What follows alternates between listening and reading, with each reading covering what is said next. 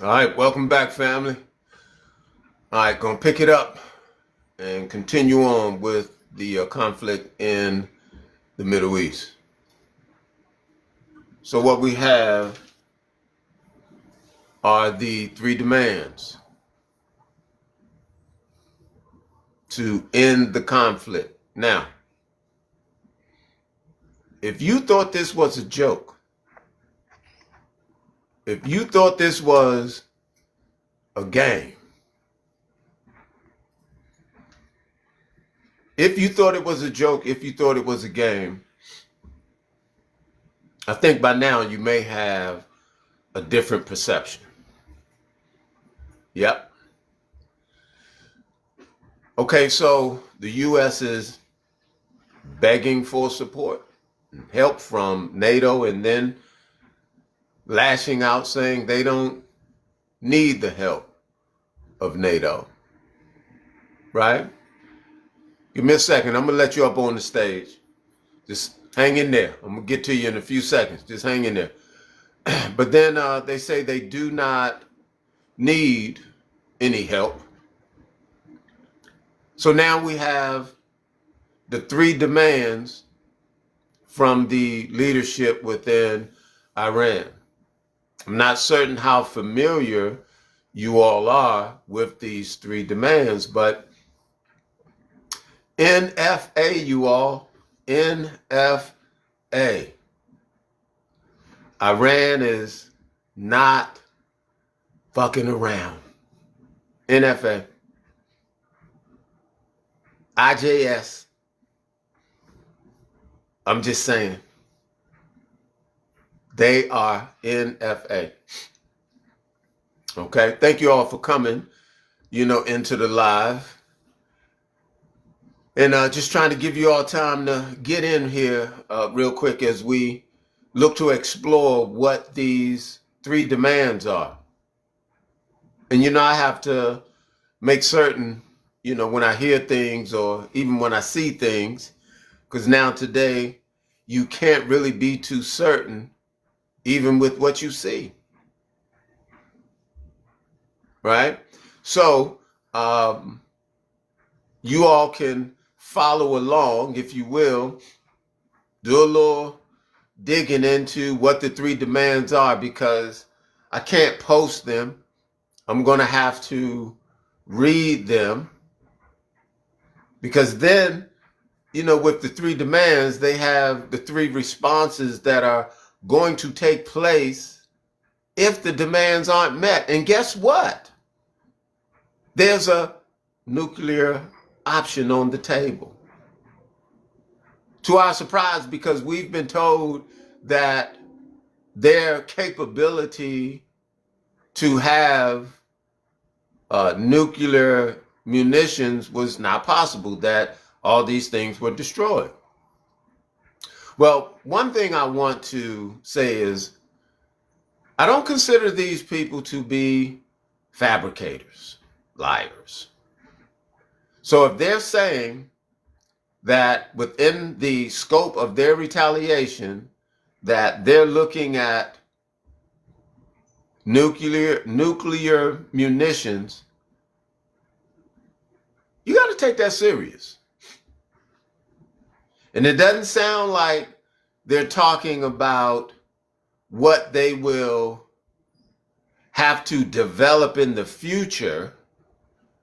The way they explain it is as if they have the ability to respond. So we're going to get into those three demands. Thank you all for coming, into the live. All right, so let's look at these three demands. And then I'm going to open up the stage and, let you guys come up on the stage. Well, let's see who we got so far. All right, we got quite a few people. I'm going to let you guys up on the stage, but you're going to have to wait till I finish reading off these demands. All right, Flex One, how you doing?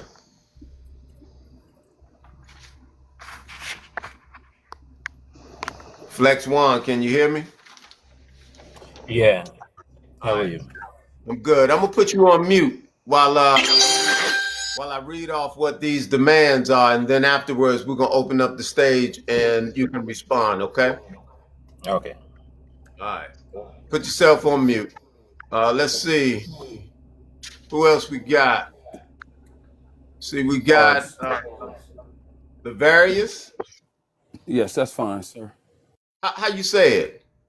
It's Lavaris. Lavaris. Okay. So we got Lavaris. Lavaris, did you hear what I just expressed to Flex? Yes, sir.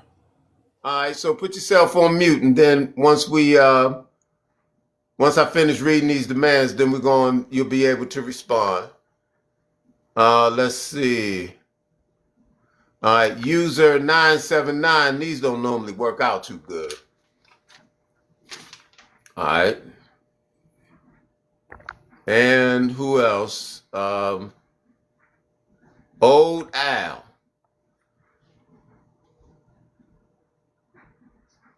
Okay. All right. So, all right, y'all not. All right. Who is that? That's Cat P. Hey, All right, Cat P. You're gonna put yourself on mute. We're yes, gonna sir. open up the page in a second. Okay. All right. So what I'm going to do is I'm gonna read off these demands. You all. They have three demands to end the conflict, and then if the demands are not met, then they let you know what the retaliatory measures will be. All right, so let's go. So they say 30 days to withdraw troops from Iraq, Syria, the Gulf states, etc.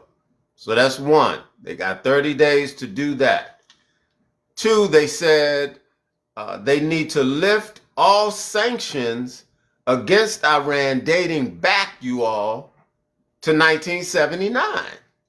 So 1979 is rather interesting because in 80, that's when the Iran-Iraq conflict kicked off. And, I told you guys, you really need to look at Operation Ajax to get some history around the interactions between um, Iran and the U.S., including Britain, right? So lift the sanctions dating back to 1979. They say including banking restrictions, oil export limitations, and all technological transfer bans. They want that done within 60 days. Okay.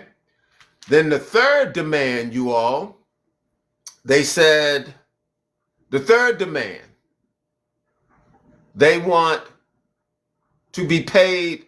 They want reparations to be paid to Iran for economic warfare costing 800 billion.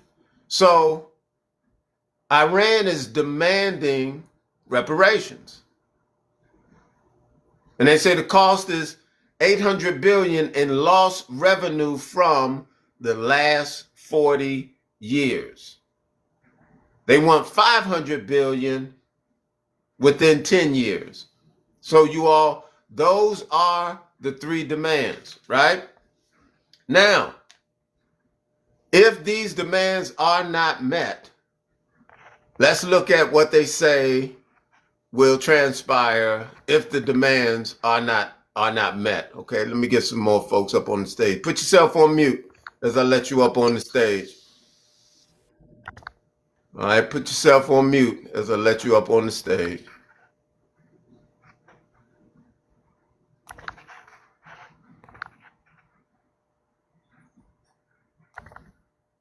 Hold on, you all. Just trying to get some folks up here. Put yourself on mute as you come up on the stage, and we're going to open up here shortly.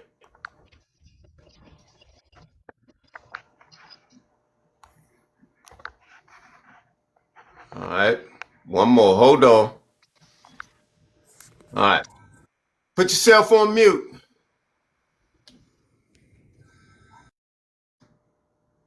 Okay. All right. So now, let's look at if they fail to meet the demands. This is what they say will happen in retaliation. All right. So failure to meet the demands. First, all right, the strait will be completely shut down after the 30-day grace period. So they're going to shut down the strait after the 30-day grace period. All right. So you all tap the screen. It don't cost you anything. The Daily Heart Me is up at the top. Share the live, repost the live. I appreciate you. Number two, you all, they are prepared to activate all of their military partners, including China and Russia, to defeat their foes.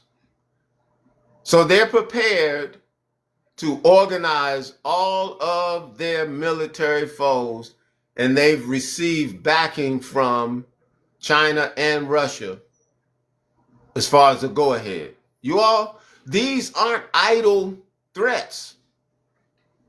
And lastly, you all, and you have to pay attention to what's being said right here. And lastly, they claim to develop and deploy. Now, develop and deploy. They didn't say just develop. Like, they didn't say, hey, we're going to develop this thing. They're saying they're going to develop and deploy, which leads one to infer that they already have something to work with, right? But they say they will develop and deploy full spectrum nuclear deterrent munitions. Okay? So you got China and Russia has vowed to help Iran defeat their foes. Okay? So those are the three demands. And we also have the three retaliatory responses if those demands are not met. And we're going to open up the stage right now for conversation around these demands. And we're going to start from the top and we're going to work our way down. You all be patient. If this is your first time in my room, let me explain to you how we do things here. All right. We're real big on decorum. We're real big on respect. We ask you to monitor your TikTok language or your TikTok etiquette. Okay. If someone is talking, please don't come off your mic. If you don't like what they're saying, make a note, and when we open the stage to rebuttal, then you can engage that person to have your rebuttal. But what I'm not going to have is people popping off their mic and disrespecting the guests that are on my stage. All right, this is not an echo chamber. There are people that are going to have different views, and your views are welcome. You know, here they will be heard. And if your view is countered, someone may want to counter your view. But you don't have to be worried about being kicked off the stage or, any of the antics that you may have encountered on other platforms. Okay? So you all, let's just keep that in mind. And I'm moderating, so don't worry. I don't need no help. I know how to remove people from the stage, mute their mics. I know how to do all of that. Okay? If someone gets to be a little bit too, uncontrollable, I'll just let them down. All right? But in the end, I want you to get your thought out. And if you go too long, I'll put you on mute and give somebody else a chance. And lastly, I say this, you all. The stage is just about full. So as we go through this first round, just be respectful that other people are here. Everybody wants to respond. So try to keep your response within this open, down to a minute and a half. Okay? All right, let's start from the top and work our way down. We're going to start with Lavarius. Hey, Lavarius, how you doing? Hey, how you doing, bro? Good, good. What you want to say about these demands and the retaliatory responses? I think I've heard these demands before. I'm 47 years old, so I've heard certain type of demands go on with the Iranians. But one thing that I would say is they have their demands, and the United States has their demands too. And I think the Israelis has their demands too. So, like, I think that the playing field is already out there, and decisions must come up, and the two got to come to the table at some point, whether it's now or later, and talk about it again. But I'll land there. Thank you for your thought. Hold on. We're going now to Cat P. Go ahead, Cat P. Hey, yeah, so I think that their demands are outrageous. I think that they've already lost like 90% of their power, and I don't think they have a whole lot of choices going forward. But it is what it is, and I believe that we have a lot more power than they realize. But and what does concern me is what you were saying earlier about China and Russia and how they are, I guess, negotiating with them. That is a concern, but I don't think that we have a lot to worry about. I really don't, but maybe I'm wrong. That's all I'll say. Okay. All right, we're going down the line. Y'all pay attention. Life was better. It's on you. Life was better. Going once. Yeah, hello. Life. Go ahead. I just want to say, man, you got a great show. It's real positive, and go fuck yourself. Okay. Thank you for your comment. Next, Rhino. Go ahead, Rhino.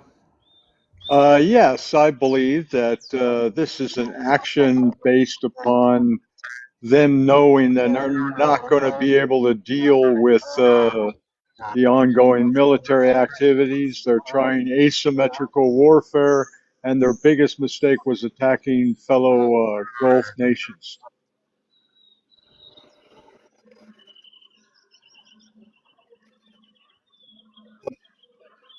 Boloja. Bolaji. Balaji. Okay. Yeah. Y'all pay attention to your order. We're going straight down the line. So after Balaji, when he get done, be ready. Go ahead, Balaji. Yeah. For what I'm just seeing in this world, I mean, we all can just pray for the peace. Peace is the better, no matter what everything go, whatever they're doing, we just hope for peace because we all pay the price now. So that's all I'm just can say. We just pray for peace. Yeah. Okay. After Balaji, we got Blacks Against. Yeah.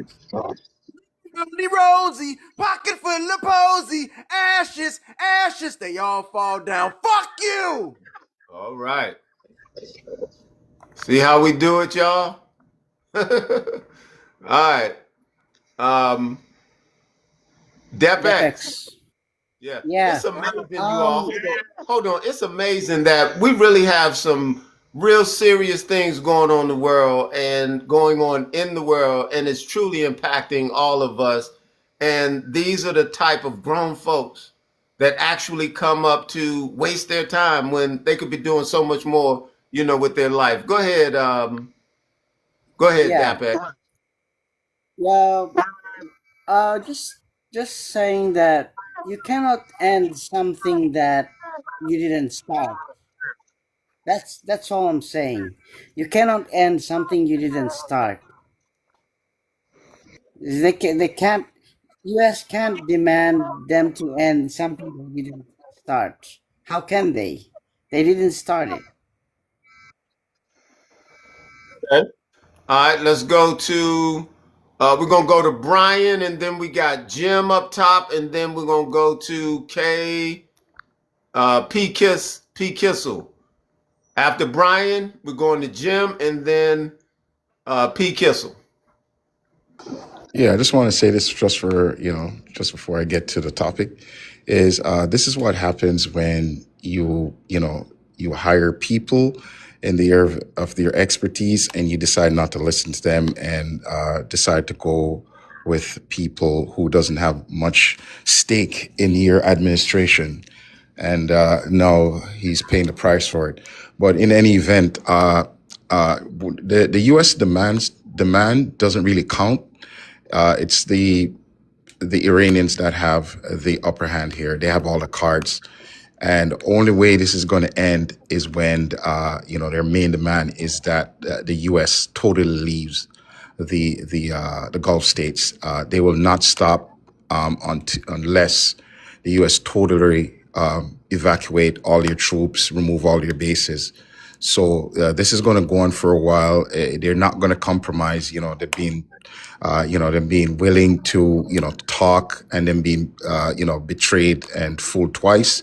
They're not going to go for a third deception. So, even that, what makes it even worse is that China and Russia is not going to allow Iran to fail or fall.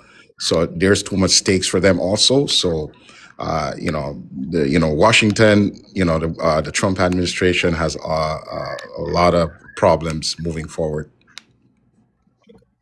We're gonna go to Jim and then P. Kissel. You all, hey, remember to tap the screen. It don't cost you anything. We got a lot of people in the room. Tap the screen. It doesn't cost you anything. The Daily Hot Me is up at the top right there. You all share the live, repost the live. This conversation should be had across multiple platforms, and we really do need to be talking about what's going on because this definitely affects our posterity and, what the world is going to look like going forward. Okay, Jim, it's on you. Jim going once. If you're talking, you're on mute, Jim. Jim going twice. Yo, you hear me? All right, I can hear you, Jim. Hey, the only reason we're trying to do this, or Trump is trying to do this, is it's the petrodollar. Think about it. Petrodollar, they're trying to sell to the Chinese, they're trying to sell to Russia. It's only the petrodollar that's blocking everything else. Okay, Jim, did you miss Tell me I'm wrong. Hey, Jim, did you miss the three demands that we called out? Probably did. Oh, okay, because that's what we're speaking to right now. We're speaking to those three demands and then the retaliatory responses if the demands are not met. So hold on, Jim, because what you're saying about the petrodollar, I mean, that's definitely relevant. But right now, we're talking about those three demands. And if you want to, I mean, you can Google and you can probably find the three demands. I'll read it again, as well, because it was a lot and I couldn't post it up, so you guys could just see it to respond off of a prompt. All right, let's go to P. Kissel. Okay, yeah, you were. I don't think I was here when the three demands. But I'm pretty up to date on the issue. So I don't know if you want me to just go ahead, or you can tell me what the three demands Iran are asking for.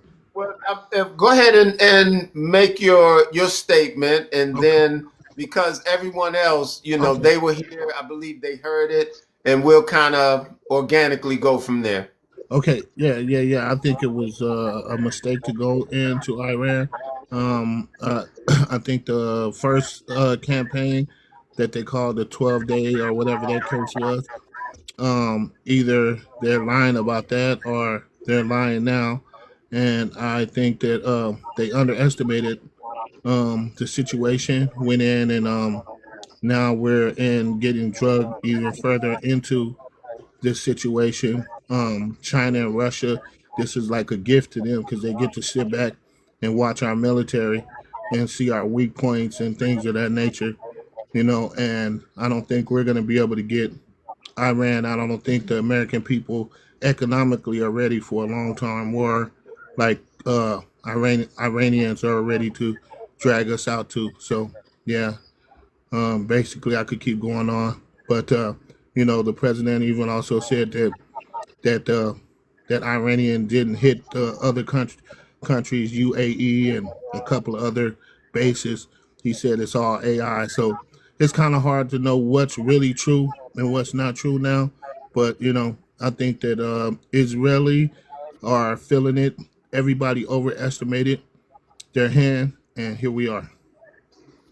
Okay, we got one more person that just came on the stage. Nephew, are you responding to the three demands, nephew, or you have Nah, something? I mean, yeah, I got something to say. I seen them. I seen what they said. I'm Palestinian Christian. I'm born in Jerusalem, raised in the States. My family's from that region. I got some, insight into what's going on. We've been hip to what's going on over there for a while. Um, this is not something that Trump, uh, you know, started. This is obviously they got something on the boy, just like they got something on all our presidents. There's obviously another entity that runs this country, and you ain't got to hear it from me if you think it's biased because I'm a Palestinian, but you could hear it from people like Nicholas Irving, who's a decorated special forces guy that spent many years deployed in those regions, and he tells you. Well, somebody asked him one time. They said, why were we in Iraq? Blah blah blah. And he says, I think a lot of Americans think that we're Big Brother. He's like, but we're not Big Brother. He's like, the guys over there in the I state, they're Big Brother. He said, and when they tell us jump, we jump. We say how high. So that's what people need to understand. This was something that they wanted to do, the I state, and they dragged us into it just like they always do. You can go back 30 years and you can see, their leader telling us that they're a threat. They're going to be a threat in a couple weeks. And he's been doing that for 30 years. So the fact that people still here in 2026, they can't find this information and see it. Like, why you think our politicians move so quick to, ban TikTok? Because that's all the Chinese was doing on this app. They weren't stealing our information. They was just giving us information. And, all our politicians left and right lined up back to back overnight to pass that, to ban that. So there's a reason for that. They didn't want us to, learn. We were being educated on what really was going on. We seen direct conflict with what our government was telling us and the videos we seen, and they had to put a stop to that. Okay. All right. Thank you for your comment, nephew. We're going to open up the stage now and allow you guys to respond to either things you heard or to even go further within a point that you had started, when you opened up. So who wants to be first? Can I go first? Sure. Yeah. So I think that they are clever in the way that the public wants to see those files and we're not able to see those files. That to me is amazing how they're able to dodge and it's like the craziest names are there and these people just get away with this.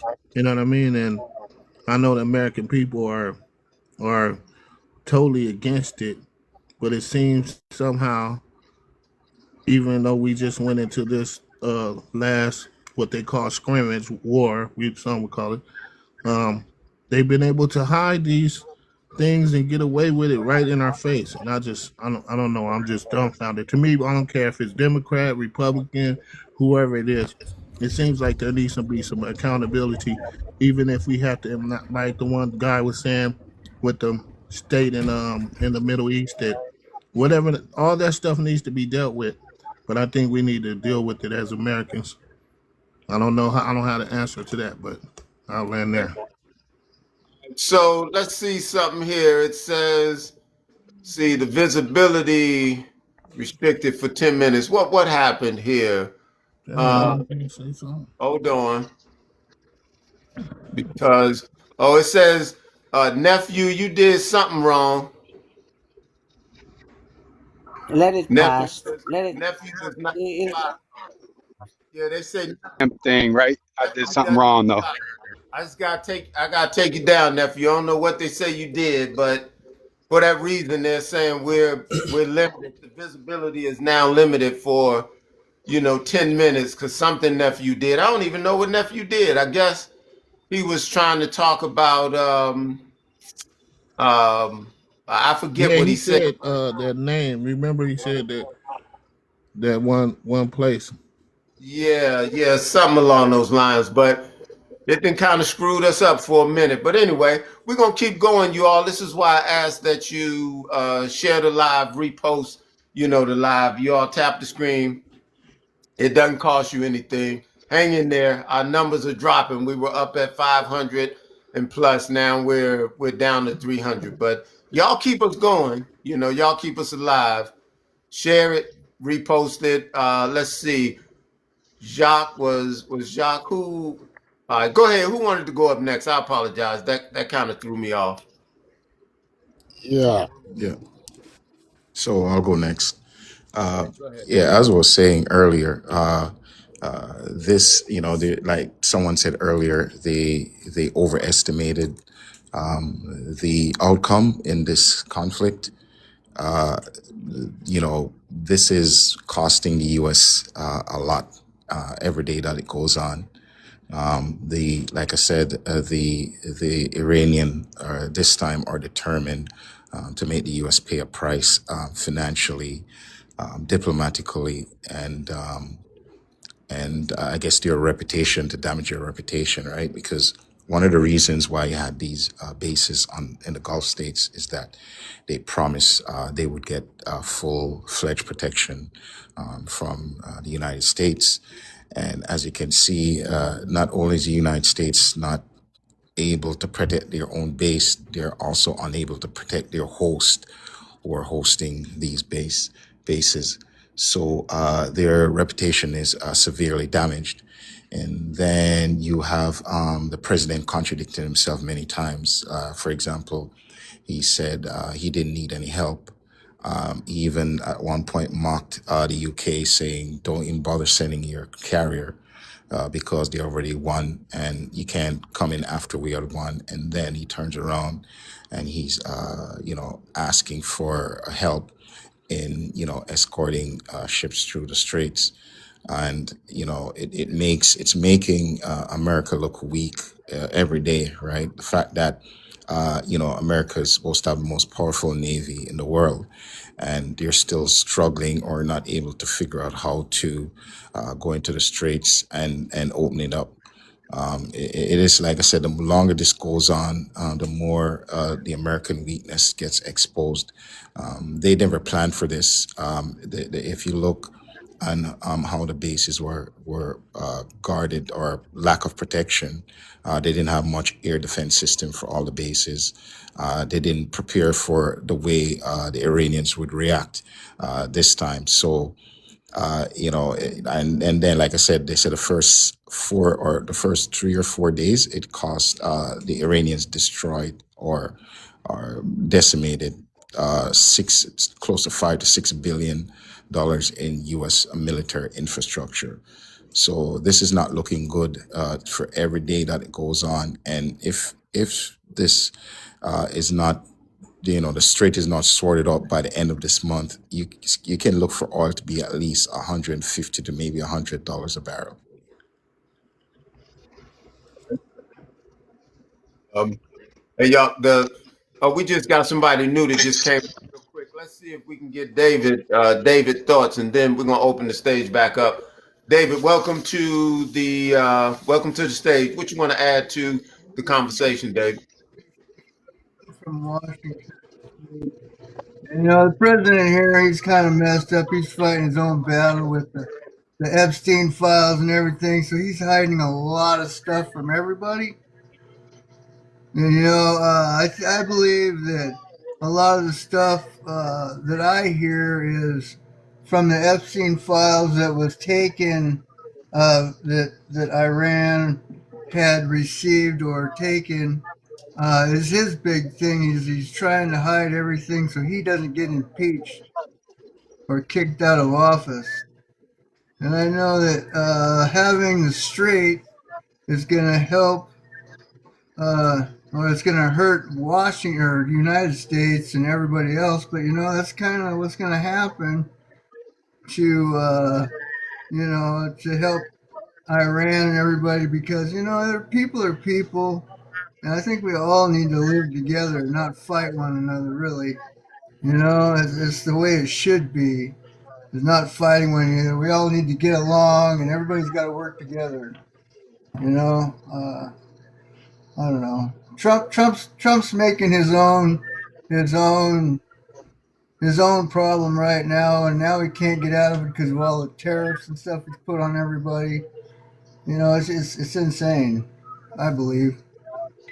Right. So the stage is back open. At this point, you guys, who would like to take it next? I'd like to Okay. say, I think that. Go ahead. Yes. Okay. I'll just say just a few points only to summarize. First of all, it's like it's an Israel-Iran conflict, and USA doesn't have to lose lives.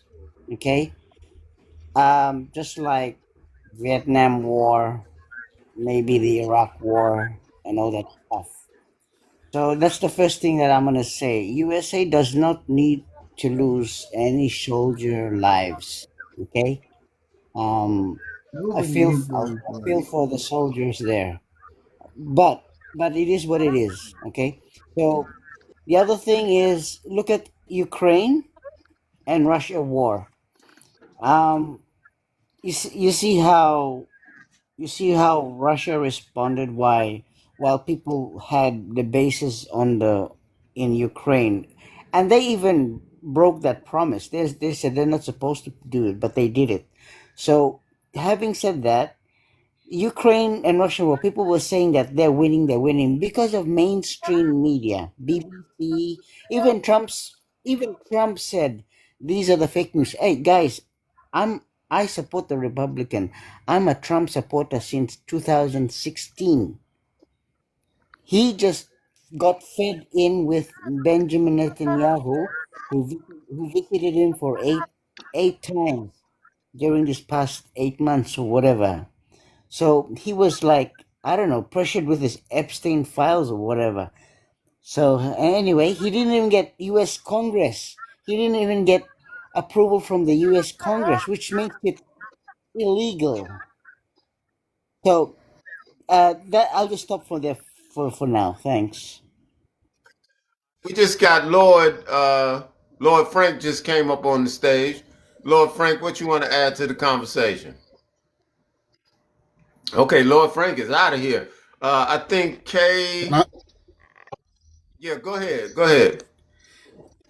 all I just want to add into this is just like if you look through the history, Iran never attacked nobody. Even if they try to develop anything, they just want to protect themselves from Israel. Because if you look, Israel is the one not supposed to have what they have today. They're not supposed to have it. Because they have that power today, they terrorize everybody in the Middle East, which is not fair to nobody.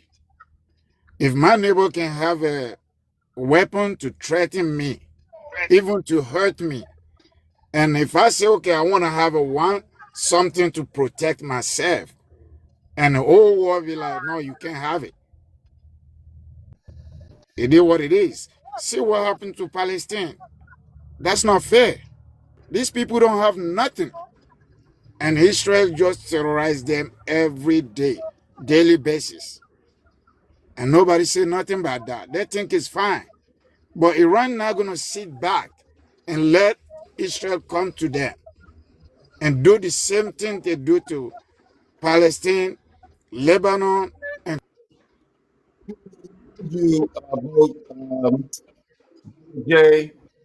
You have to be really mindful about your TikTok etiquette so that you don't get restricted and we don't get restricted. We have to be kind of tactical in or strategic with what we're trying to say. Okay? So to protect yourself and to protect the live, let's just keep that in mind. And I'm going to go to Lord Frank. We'll come back to you, Boje. Lord Frank, Hey, and brother. then Real Talk, and then it looks like Larry Yato. Arya, mate. It's Arya. Oh, okay. Lord Frank, go ahead.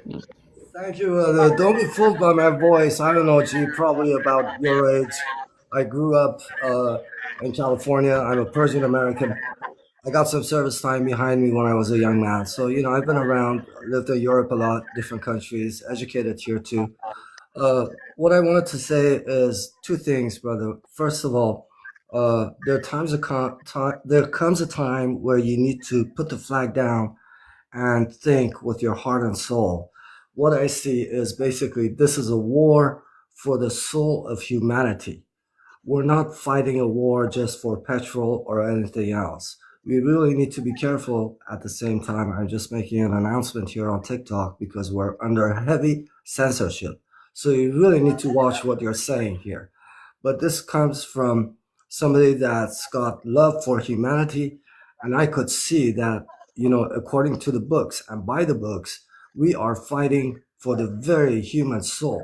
This war is all about that. Now, keeping that in mind, there's different kinds of news coming out, especially these days, counter information, because nobody wants to tell you the truth. We actually don't know what's going on, in actual fact. We could only guess. And even though we guess, we get censored. So you really need to watch out, brother. This is one thing I wanted to say, and just to finish up real quick so everybody else has the time to talk. First of all, it's an honor that you brought me out and I got to meet you. And second of all, brother, I wanted to tell you, I could swear to God that you look like Shakur, man, Tupac, brother. I'm not him. just tell me you're not him, and I'll take that. I'm not him. All right, thank you for letting me up, and it's an honor to meet you, brother. All right. Tell him, let the man rest in peace. Thank you, bro. We'll keep in touch. Okay. Lil Ario. Okay, thank you. Okay, right. So I find it really funny, like these people coming up in this panel talking about Iran has the right to defend itself. Where were they when the regime unalive its people? So I mean, these people who are anti-war, they are the same people as, they are the same people as them. Can you give me a bigger screen, please? No, you go ahead. Say what you got to say. So like back in World War II, you had the socialist people who were anti-war against Hitler. Yeah, so they were saying like the same thing that these people are saying. So what their point was that Hitler didn't attack the U.S. physically, so why would we intervene? Why would we do something? These people who are anti-Iran war, they have the same point. Just because Iran didn't physically attack you doesn't mean you should stay silent. For 47 years, they've been chanting death to America, death to Israel.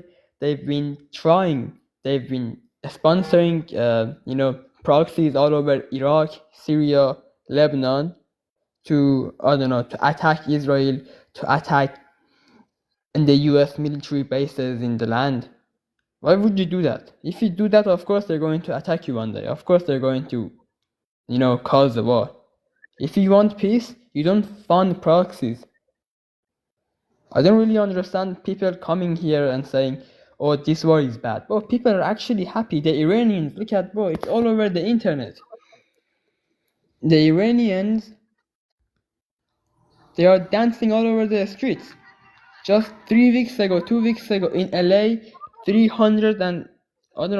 or 70,000 people were protesting for war. Were protesting for the Iran war to happen. And now these people come here, nobody wants the war. Even CNN, okay? Even CNN News just announced that according to their data, 89% of the MAGA support the war. They approve of the war. So when these people come here that are against this war, they are either a jihadist, they are, mostly a socialist or a leftist with no functioning brain, or they are just, not educated enough. which Okay. yeah, All I right. mean, well, yeah. I'm just gonna say, okay, we've had a chance. Just hang on in there. We got some other people on stage that want to speak too. But you made some points, that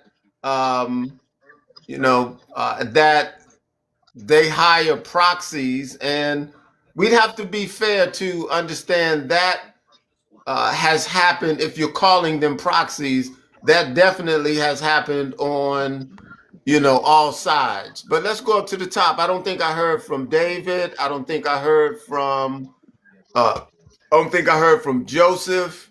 Seemed like you two are new, on the stage. Well, I talked to you a few minutes ago. I just want to say, hey, I got some things I got to do. I want to say, it's nice talking to you, brother. And all you others out there, it's good talking to you, and keep it real. Okay. All right. So what about Joseph? Joseph name. Did we talk to you also? All right, Cat. What you want to add to the conversation, Cat? I just started to listening, so I guess you actually support the Muslim Islamic leadership in Iran, right? You guess that I support? I think you support it. Okay. Well, let me say this. What I don't support is one country invading another country's sovereignty because of their resources, or encouraging individuals to overthrow their country, while at the same time they're guilty of doing the same thing. And furthermore, I'm in the US, so I will never side with the oppressor. There are those of us in the US that are still being oppressed by the colonists, and we're focused on decolonization. May I So ask you a question? I don't know if that answers your question, Are you or not. Muslim? Are you a Muslim? No, I'm not a Muslim. Okay. So if one day, let's say, if United States came to North Korea and get rid of Kim Jong-un, and all the North Korean people has been killed, suppressed by generations, and All right, Cat. I'm just saying you got to remember this TikTok. You got to use that TikTok okay, link.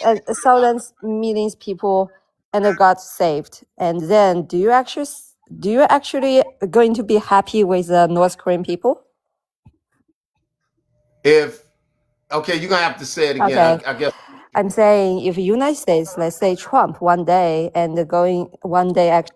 get rid of Kim Jong Un, right, in North Korea, and the people, several generations people, thousands of millions people be saved, be rescued, and they can be escaped from all the labor camp, all the crazy, South Korean recently actually 13 teenagers because they be caught watched, the Korean drama, the K-pop, and they got unlived. That was that was crazy one day. Yes, that was news, verified already. So if one day Trump get rid of Kim Jong-un, are you going to be happy with North Korean people because they are going to celebrate? That's an interesting question right there, and I don't think I'm like truly prepared to answer that question. One thing I realize, if you're using this administration as an example, that's kind of hard because their hands are not clean, and they don't do things just because it's about salvaging the rights of a people. They normally go in because there's some resource or benefit that they want that they can then distribute to their corporate partners and or longstanding families. So Okay, I appreciate your response, and I think you will be very honest and authentic here. So my question for you is can you actually just give me one name, one politician's name you think he is or she is a clean politician? I cannot find anyone. So that's in this world, all these countries. So I have if Trump administration you think is not that clean, I had no issue with them, because if they're doing the right thing, I'm okay with it. See, Cat, that's where we get it twisted, because you can't call evil good, because of a particular action. And I'm just going to say this, and then we're going to go and let somebody else have a chance to speak. But we have to look at Operation Ajax to truly have an understanding for the relationship between a U.S. and an Iran.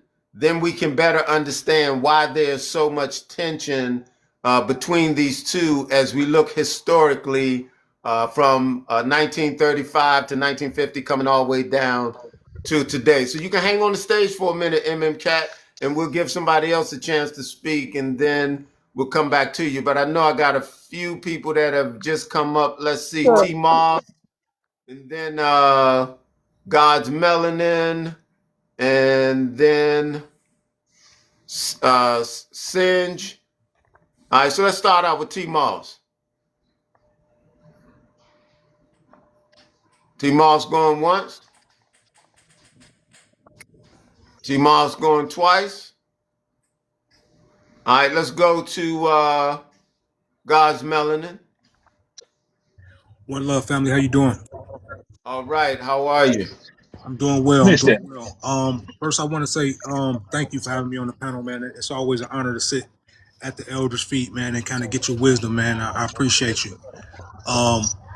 And so I'm here on your panel specifically for the sake of learning, right? And my question to you would be, what would be the interest of melanated people, not just in America, but abroad, in the conflict with the U.S. and Iran? Like, what is our interest in that? All right, well, we don't have an interest within the scope of that conflict.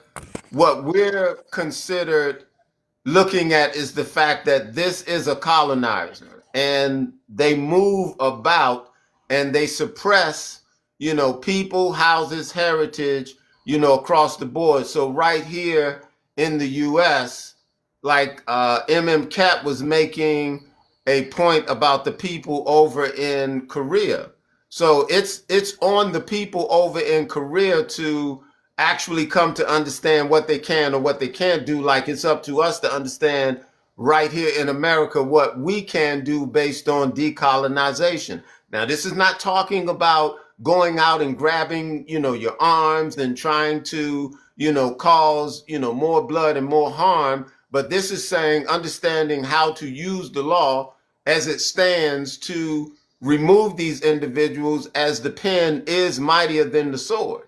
And we use that as a strategy to liberate ourselves, because we are a people still being, ruled and or governed by another people. We also should have self-determination, or the ability to reclaim our autonomy and stop promoting the lie that our ancestors gave their lives so we could have the right to vote, because they did not give their lives that we should be oppressed through the concept of voting. They did give their lives that we should have our liberty, and that part is misunderstood. So our interest is to decolonize, allow ourselves to be recognized as a people, as a nation, and function within the global sphere, as a people, and deal just as the other world leaders do. So, God Melanin, I'm appreciate you for that question right here. We're gonna go to Sange. Sange going once. You got Sange going twice. It seemed like Sange having an issue, with his mic. I think everybody else on the panel has had a chance to speak. Okay, so we'll open the floor. Okay. Back. Can I say something here quickly? I think probably I'm the only one people here. I have been in Iran, so I think I guess any other people here never actually visited Iran. So the Iran treating the woman, this region is typically like at the time how the black people betrayed. You know, if you go to get on a bus in Iran, the woman have to sit on the back, the man have to sit on the front. The man and the woman cannot even sit the same. At the time, they tried to build another sideway, so the woman and the man cannot actually work on the same side. The woman have to work one side. So I just feel, you know, that's, you know, you people keep saying, okay, oh, American, this is not our war, but this is. I think a lot of things for this country, the value is we has been contributed too much as a humanity. So that's the reason outside the United States, globally, people like me, why we love America, because we love the value. We know US is always actually doing the right thing. So that is something, if you don't agree with, you know, I think a lot of immigrants, we come to this country, we love this country, we actually support this value. That's the reason attract people moving here. So yeah, so I just let you know, the woman in the Iran, what they suffered, even in the ladies, look at the news, the so brutal news. The nurse actually helped the protester, how they be treated. Hold on, MMCat. Hold on. Let me respond to you here real quick, because you said the U.S. is always doing the right thing. Well, I would beg to differ. No, And that's your opinion, not people out of the United States. wait. Don't interrupt me. I mean, I let you speak. Just let me speak, and then we'll let each other talk. We try not to interrupt each other on the platform right here. But I would beg to differ that they always do the right thing. And I know on the outside looking in, it looks like, you know, this is the place to be, and there's so much, you know, opportunity. Now, what I don't think we really look at is what sovereignty actually mean. Okay, and when it comes to the heritage of a people, all right, in my house, you can't come into my house and tell me how to run my house. So when we talk about the heritage of a people, whether it's, you know, man on this side, woman on this side, if that's their heritage, who am I to come in and tell them they don't have, hold on, MMCat, hold on. Who am I, you know, to tell them that they don't have the right to live according to their heritage? Just because I'm doing one thing different and everybody thinks what I'm doing is so great and it would be so much better for this people over here if they could have that same benefit, that's imposing, and that's a part of the confusion, you know, within the world. And America, they're wicked, they're evil, and they're spreading their evil, and people that want to hold their hand, you'll receive, you know, the reward of their injustice. And you know, that is my observation. Now go ahead, MMCat. All right, so the floor is open if anybody else want to. Let me respond I want to firstly. allude that. Let me respond quickly here, just 30 seconds. Okay. So if one household be actually run by a psychopath, actually abuse a woman's, you know, I can say no to the war, right? That makes the wife almost dead, and the wife have no way to defend herself. And then at that moment, that the help should come from outside. It's not just like that guy, he can just run whatever, he can step on other people's rights under him. You know, he can treat his wife as a slaves. This is not a value the American people should have. Okay. Disagree with you, you know, as far as how women, you know, should be respected and or treated. I'm not, you know, I'm not saying anybody should be abused. Okay, let's go to Muhammad up at the top, and then we're gonna come down to Day Day. I think you two are the newest on the stage. Haven't had a chance to hear from Muhammad and Day Day, and then we're gonna open the stage back up. Muhammad and Hey, Day Day. I'm actually appreciate you having me as a guest. I normally don't join any those guests. I just happen to, you know, hop in. I'm actually proud Arab Americans, you know, and I hear everybody opinions and all that. But in reality, is United States, you know, they're trying to please the world. You know what I mean? And I think, to me, I believe since I'm from that region, grew up there, but I've been here long enough to in the United States to know everything. Look at what Trump is actually talking about Cuba. Like he wants to take over. So the way you can see our presidents talking like childish and how to take this land and take control of this or sources or whatnot, like the way he's talking about. And I feel for Iran is the same thing.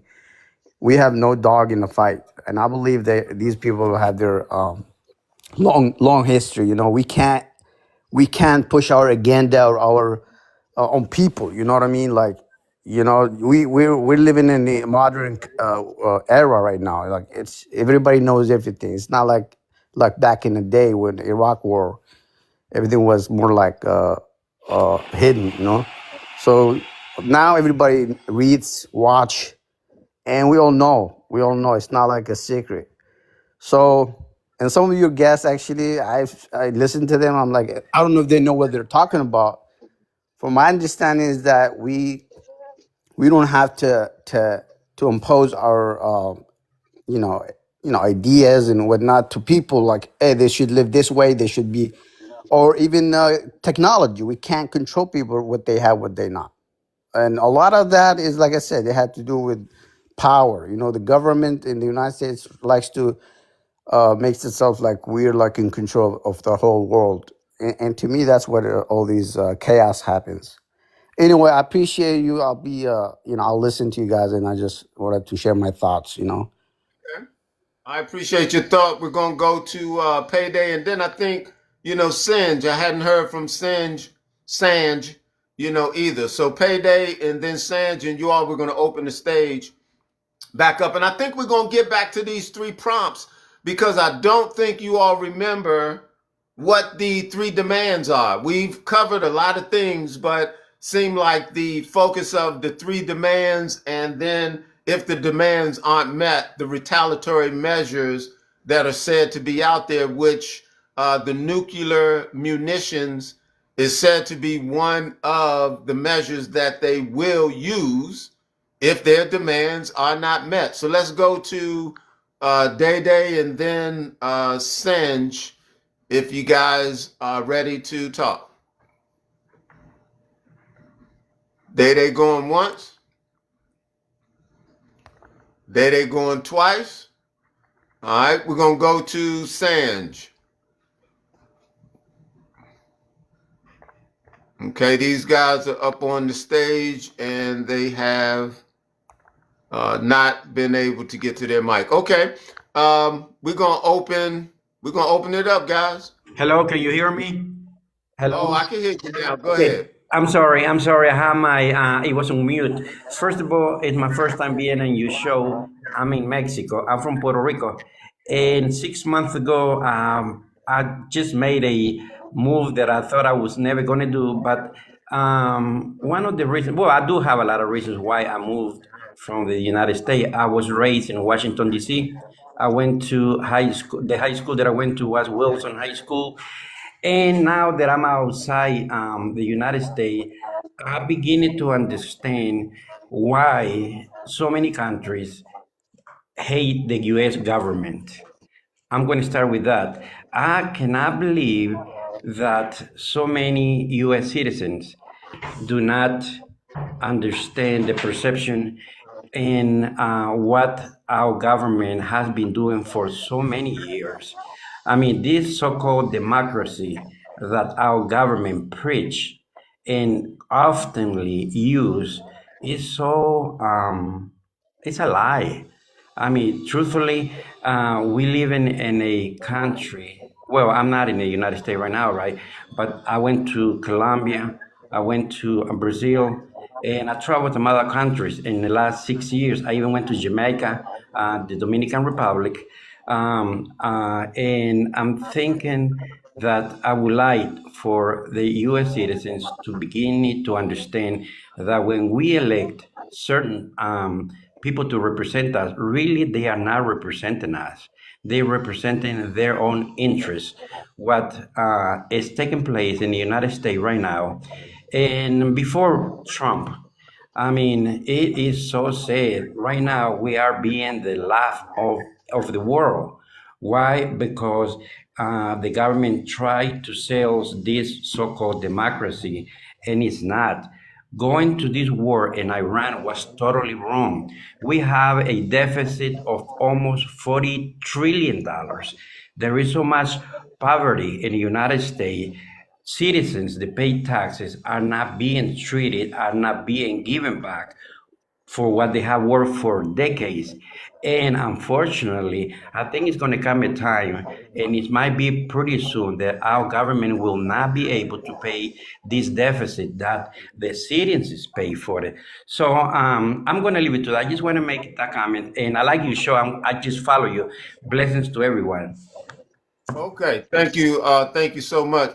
So I think Sanj was having some issues with his mic. I told him if he wanted to come back up, he can come back up, but I let him down. So room can be made for somebody else to get up here if they want to. We got the Slim Reaper and nephew. I can't bring you back up today, nephew. Sorry, man. I don't know what you did. You pissed him off. Good morning. Good morning, Slim Reaper. My brother, glad. Thank you for letting me on your show. I was listening to Miss Cat. She's saying about Trump doing the right thing.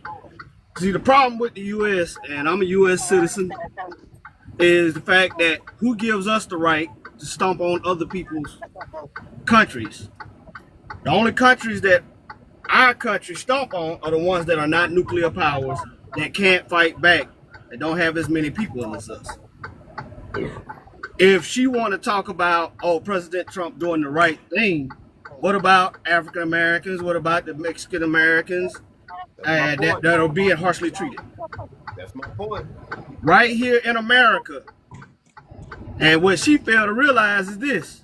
She's able to come here as an immigrant because of the weight that the black people carry.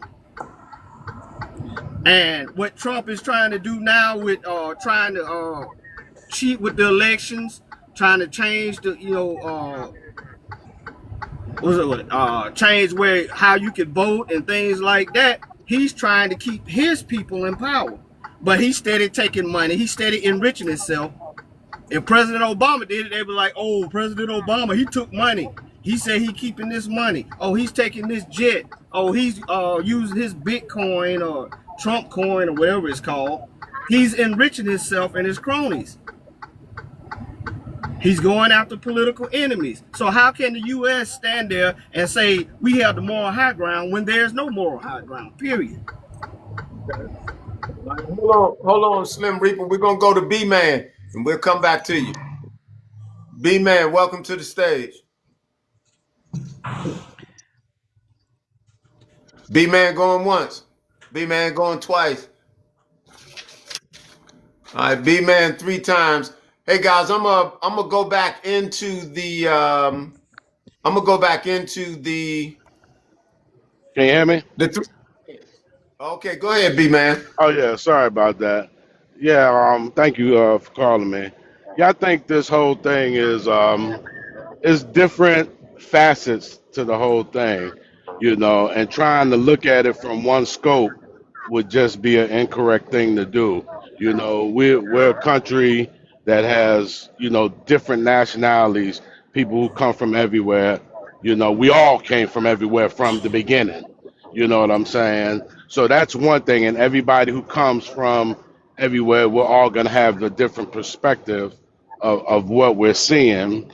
I think, too, like the gentleman before me that just spoke, basically was talking about capitalism, like the dollar rules, you know what I'm saying, in this country, period, point blank. I think that regardless of what's in the files, and I'm sure some horrible things, I don't care if the files was made into a Netflix series and we all watched it on TV. Once the series is over, America will go back to being America because that's who we are. That's what we have done decades after decades, centuries after centuries. You know what I'm saying? Do some people get jammed up and caught and hung out to dry? Yeah. But do we go after every single body that commits everything, whatever's in those files? No, we don't. Depending on your popularity, depending on your money, they'll find a way to wiggle out. So I think the files do have something, but not a big thing. But like you said, being that I was born, raised here, family go back generations here, being African American, serving in this country, with an honorable discharge, my stance has always been we have to take care of here first before we run around the world and try and clean up everybody else. Yeah, it sucks that things are going on, and you say this house over here and a woman is getting mistreated. People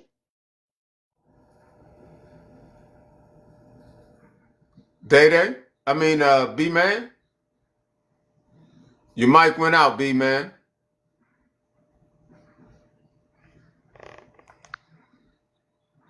All right, B man was talking and he lost his Yeah, signal. network. Yeah, his network is on red. Oh, okay. All right, so listen, this is what I want to do then. You Hello, can you all. hear me? Oh yeah, Oh okay, yeah, I'm good. sorry. I'm sorry. I'm in my truck and I'm driving through the mountains with this load on my way to Denver. But anyway, just to wrap it up in a nutshell, like I said, I've always had the standpoint we got to take care of our own yard, our own house before we running around and cleaning up other people's stuff. That should be our first priority. Yeah, we need the help. We need to do this or that, but we can't run. It's just funny how we pick and choose of when and who we help. Because some of the same things that the young lady talked about, women being at the back of the bus, some of these same atrocities go on all over the world. And we can't run all over the world and clean up everybody's yard. So it's just funny how we pick and choose which yard we want to go help and try and clean up. And so my first point would be we better start cleaning up our own yard first. And that's just my point of view. Thank you. Okay, and as you say, B man, they like to use the law with a respect for person, which means depending on how much money you got, the law may not apply to you, and that's corrupt. That's evil. So I'm just telling you, and I'll say it to the entire world. I cannot side with my oppressor. That would just be in freaking sane. I think they call it Stockholm syndrome when you seem to have empathy or sympathy, for those that oppress you, right? So the fact that they use the law in the manner that they use it, or they'll say it applies to everybody else but them, I can't go for that. You can't then tell me they're doing something good for this one and for that one when the initial intent is corrupt. So that's just my observation. And I know a number of you would disagree, with me. And as long as there's a benefit, you're saying it's cool. Okay. But there's an old proverb that says, oppression should make a wise man mad. It says the gift destroys the heart. And because they appear to be giving gifts, it destroys your thought process. It destroys your heart. You're not able to clearly analyze, what's going on. But look, we have a full stage right here, right now. And what the prompt says, it's 3 demands to end the war. And I'm not certain if you all are familiar with what those 3 demands are. So I want to go over those 3 demands once again for the people that have just circulated into the room and really don't know what that applies to. So first, before that, you all remember, just tap the screen. It doesn't cost you anything. Just tap the screen, right? And also look at the fact that the Daily Heart Me is up in there. And I want to say what's up to McKinney. Thank you for coming back to, the live. And also, you all share the live, repost the live. We had up to 600 people, in this room. So share the live, repost the live. This conversation needs to be had. Okay, so let's look. The 3 demands to end the conflict. All right, so this is what Iran has expressed needs to take place to end this conflict. And after the 3 demands, and then we go through what the what retaliation will be if the demands are not met. Then we'll open the stage up. You guys can respond. All right, so pay attention. And I'll try to go through it quick since I've done it already once before. But the 3 demands, it said 30 days to withdraw troops from Iran, Syria, and the Gulf states, etc. Lift all sanctions against Iran dating back to 1979, including banking restrictions, oil export limitations, and all technological transfer bans within 60 days. And then they say pay reparations, all right, to Iran for economic warfare costing 800 billion in lost revenues from the last 40 years. They want 500 billion within 10 years. Okay, now here's what's going to happen if their demands are not met. And then we can open up the stage and talk about this. Failure to meet these demands. First, the strait will be completely shut down after 30 days, after the 30-day grace period. Number 2, they say they are prepared to activate all of their military partners, including China and Russia, to defeat their foes. And here is the kicker, you all. Number 3. And lastly, they claim to develop and deploy. And I want you to acknowledge the fact that they say deploy, not just develop. So it's deploy as if they really do have something, available to move with. And I don't take these people to be fakers or liars or, trying to, psychologically manipulate you and things of that nature. But they say to develop and deploy full spectrum nuclear deterrent munitions. Okay. Lastly, China and Russia has vowed to help Iran in their endeavors. So these are the 3 demands, and there you have the retaliation behind the demands if they're not met. We're going to open the stage up and give you guys an opportunity to respond to the 3 demands. Okay. You Go hearing ahead. me? You hear me? I can hear you. Okay. The Americans are not gonna, go for those demands, and the Iranians know it. All right. And like I said, uh, they're doing an asymmetrical approach to this, right? They know the U.S. Weaknesses, right? Because they know, like, militarily, it's not gonna end, with a victory, right? They're doing it from a different angle. They're basically trying to bleed the U.S. financially, right? They're destroying the U.S. reputation, and like I said earlier, is that they're right on one point. The U.S.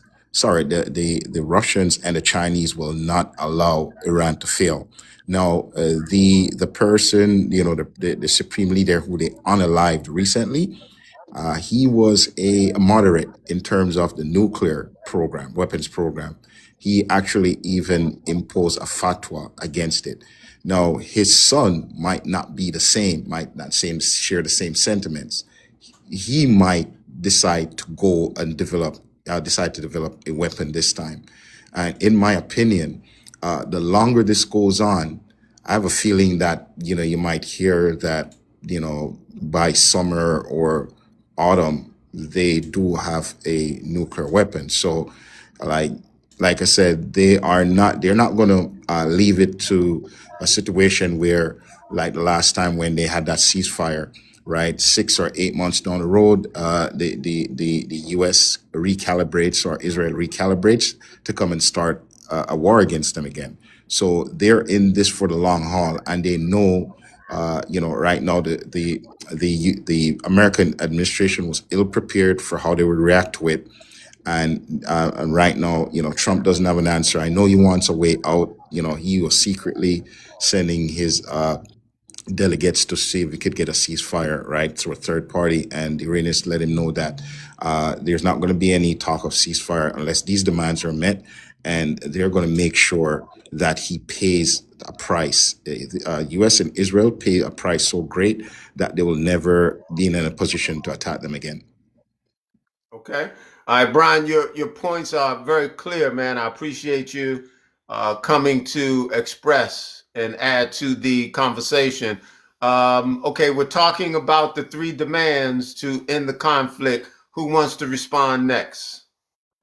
Yeah, I think that like the gentleman said, America's not going to go for no demands. And then you look at the mindset and the attitude of the people who we have running things right now. That's just not going to happen. If they have something over there, I wouldn't put it past them. I wouldn't put them having something that could so much touch us here on the mainland in America like that. But we definitely have stuff that could not only that whole region, if we wanted to unleash, and we done it back in 19, what was that, 45? 2 of them in Japan. So, you know, that's the reality. That's the sad part, and the reality of it is we've have them and we've used them before. So if we get to that point, I mean, man, it's gonna be bad. But how bad, I don't know. But with the mindset of the people we got right now, nah, they're not gonna go for that. And there was a reason why from '79, I think that was Jimmy Carter. But for the last 40 years or so, we didn't go over there really messing with them like that. We tried to do what we could do, but we never tried to engage at this level that we're engaging with them like now, because it'll start to run down a hill and spiral out of control. And at the last minute, I believe because we've done it before in 1945, because what we have, we can literally, even our allies over there, we have enough to just do complete damage, and that's just not going to be good just for anybody who lives on this planet. Like that's just going to be a horrible situation. But yeah, so that's just my take. Thank you, B-Man. I did want to say that point to 1979, you got to remember in 80, that's when the 8-year conflict between Iran and Iraq started. And I tell everybody to look at Operation Ajax. And that will help to understand how a lot of this has been ongoing for ages and generations. Okay. All right. So, who wants to speak next about the 3 demands that we just read to in the conflict? I'd like to add anything, something for in regards to those demands. Go ahead. You guys remember the deal, right? I believe the last negotiation, if you guys are keeping up, um, when this is very interesting, right? When the Omani, I think diplomats, the one that was the mediator, came up and talk. I think in one of those channels, the English channels. I don't know which one. And he talks about that they're already willing to compromise certain things that was just technical issues, right?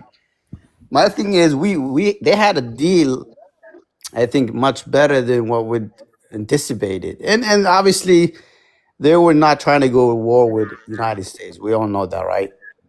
My thing is, why they twisted that and they start a war the next day. So Friday night we went to bed, and then Saturday we got a war. So you could tell that is the negotiator from our side. They were not all about it. They already have mandate to go to war even before that. So for that, I feel like it just like we serving Israel for whatever purposes this is not our war, right? I mean, it seems to be like Trump could have call it off and even could have told Israel like you ain't going because we actually support Israel 100%. Like we could still hold them accountable, right? So we don't know who's holding who right now. Like is the United States, Israel?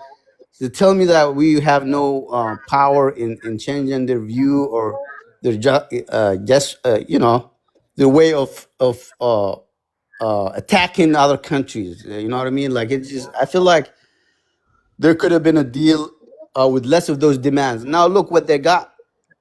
Look at their demands, like you said. I mean, I don't agree with all of it, but at the same time, like they're talking about from the upper hand. You know what I mean? Like this is what we got into.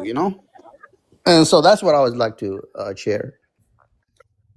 Thank you for your comments, Mohammed. We're gonna go to Lord Franks, and then after Lord Frank, we're gonna go to Jay. Was it Jay? And then straight after Lord Frank. No, after Lord Frank, we're going to Lloyd Harris, and then to straight. All right, so y'all be ready to come off your mic after Lord Frank. All right, go ahead, Lord Frank.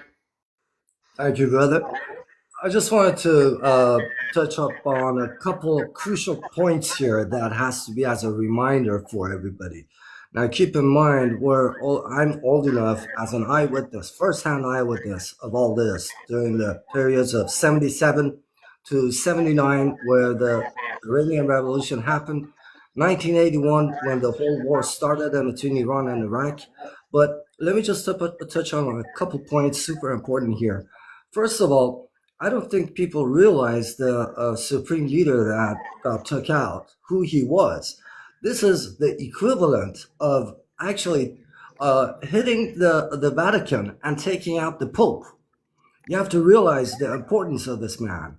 I'm not taking part. I don't stand behind any politics or anybody. I'm standing only for myself and people in general. So this is how important this guy was. Before this occurred, he handed out full power of the country to the military, saying that the supreme leader is no longer responsible for making crucial military decisions. It is them that could decide in case he's not there. So he already had this whole thing ready to go because he kind of saw it coming. Now, keep in mind, 77, let's go back to 77, and then I want to get on to Trump real quick, too, right after that. The Shah of Iran in 77 had a meeting with an American journalist where he touched up on a couple topics. Hold on, Lloyd. Hold on, Lloyd. Remember your thought as far as the journalist.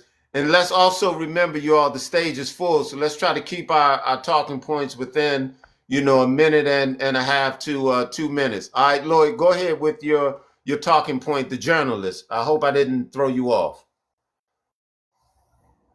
Bring yourself off of mute, Lloyd.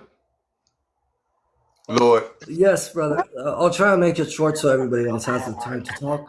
But this journalist that talked to the former Shah of Iran, the Shah of Iran just mentioned what's going on the international political level with the Star Country. And that was the kick-out point for him that they decided to actually rid him and kick him out of the country and have him replaced. So that's one thing that I wanted to say. The second thing is Trump actually did say, this is official stuff, that people, this is going to be our last Christmas. I don't know if you remember this, but he actually said that. Second thing I want to say, and that's real short and sweet. The court, in relation to the files that everybody is aware of, they said, why aren't you judges doing something about this? You know what they said? They said, because if we did, there's going to be nobody left in the government. Everybody is concerned and on those files. So this is a very, very scary moment that if this doesn't go nuke, there's going to be some heavy trouble on both sides. So they both have, it's like a vital situation that they both need to defend and take it to as far as it takes. But that's what makes it scary. Thanks for letting me talk, brother. So that's when we know, all things that are in the dark will come to light, and they have to deal with the fallout from that point. Hey, Straight, you've been very patient, and I thank you, for hanging in there. It's now your chance to get up here and say what you want to say. Straight going once, straight going twice. If you talking straight, you are on mute.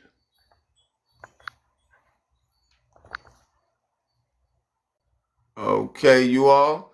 All right, so Straight is not able to find his mic, right now. All right, no problem. So, who else would like to make their comment about the three demands? We got Dap, we have we got Brian. I think Brian gave his thoughts Hello, already. Starlight. Okay, You want me to talk? hold on, Straight. Go ahead, Straight. Come off your mic, Straight. All right, I ain't got time. Um, all right, so what, Straight, are you gonna talk or not?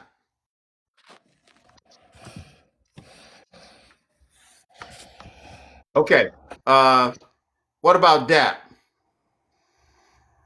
Oh yeah. Okay. So demands to end the war. Those 3 points. I don't think Trump has that money to meet the demands.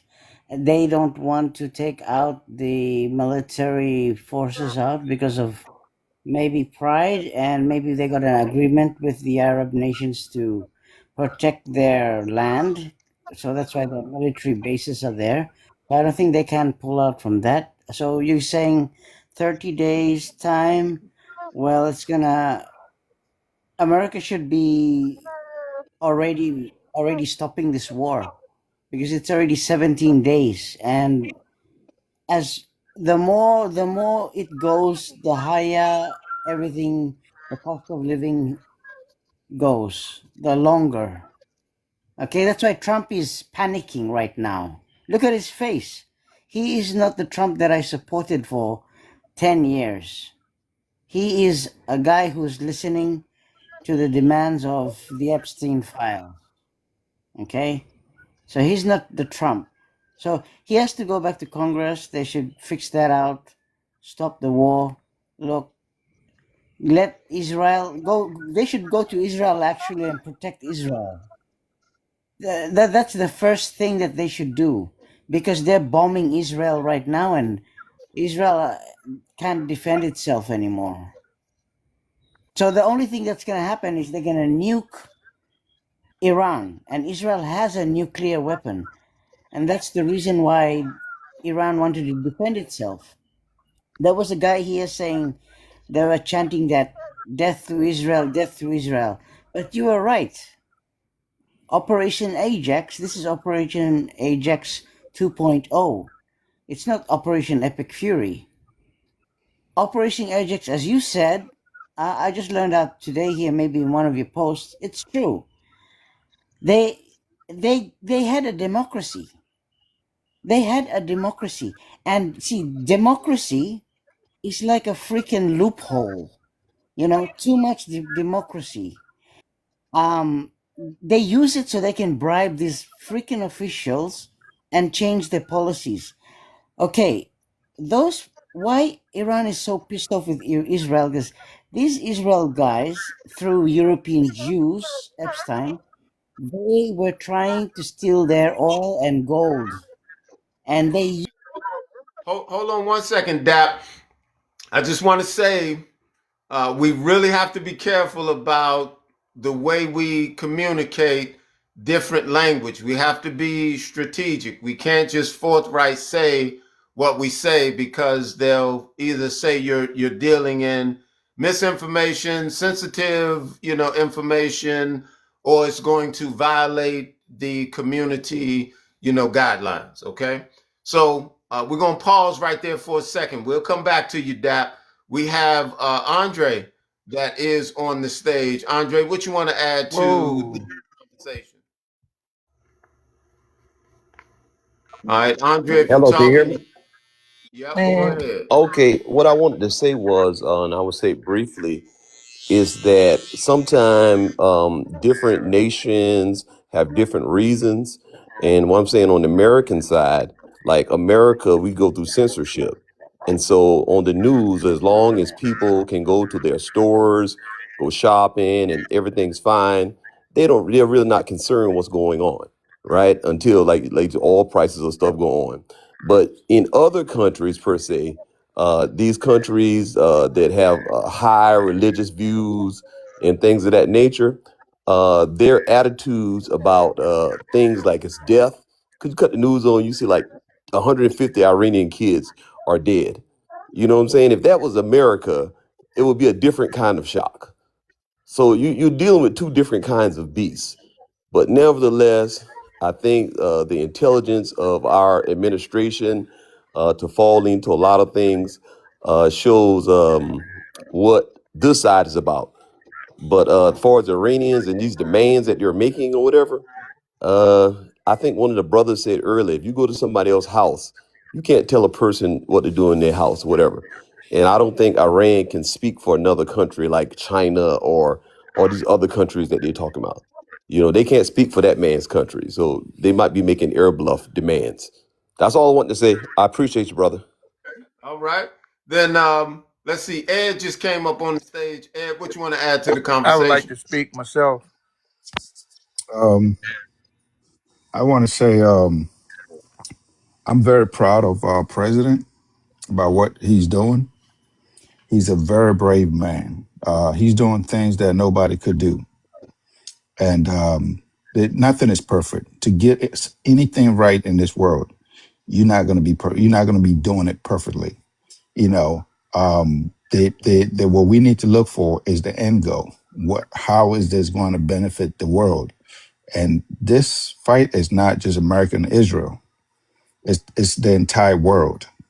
And I just can't wait to see the results and also hear some of the things that the people who was against his, his ways, how they feel about that. That's what I want to say. Okay. I think straight. You finally got your mic worked out. You ready to talk now? Starlight. Straight. I ain't gonna keep playing with you, straight. Hello. You having connection issues? Straight going His once. I'm name, telling you. his name is Starlight. Starlight. Straight going twice. 3 times. I can't play with you no more, straight. We gotta get somebody else up here who know how to navigate and or work what they need to work. All right, so great points. That you guys have brought out and have put on the table. So the floor is open right now. If there's any rebuttal, to what you've heard, or if you like to add on to something that you were not able to complete within your 1-2 minute run. And just remember, you all, the stage is full, so we still want to try to keep our conversations limited so that other people can have a chance to respond or add to what's being said. Okay? Hold on 1 second. This is gonna be my last time fooling with you, straight. What you want to say? I've been trying to speak, but I'm not getting.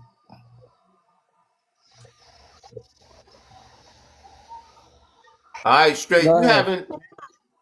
You are having connection issues. Okay? You might have to come back. You might have to come back on another day. I don't know what to tell you, straight. You are having connection issues. All right, so Hello. Straight is having connection issues. All right. Who else wants to, as I Yeah, said, rebut? I would like to say something. Go ahead. To the point that the guy just made before, as far as how is this going to look for the whole world in the end.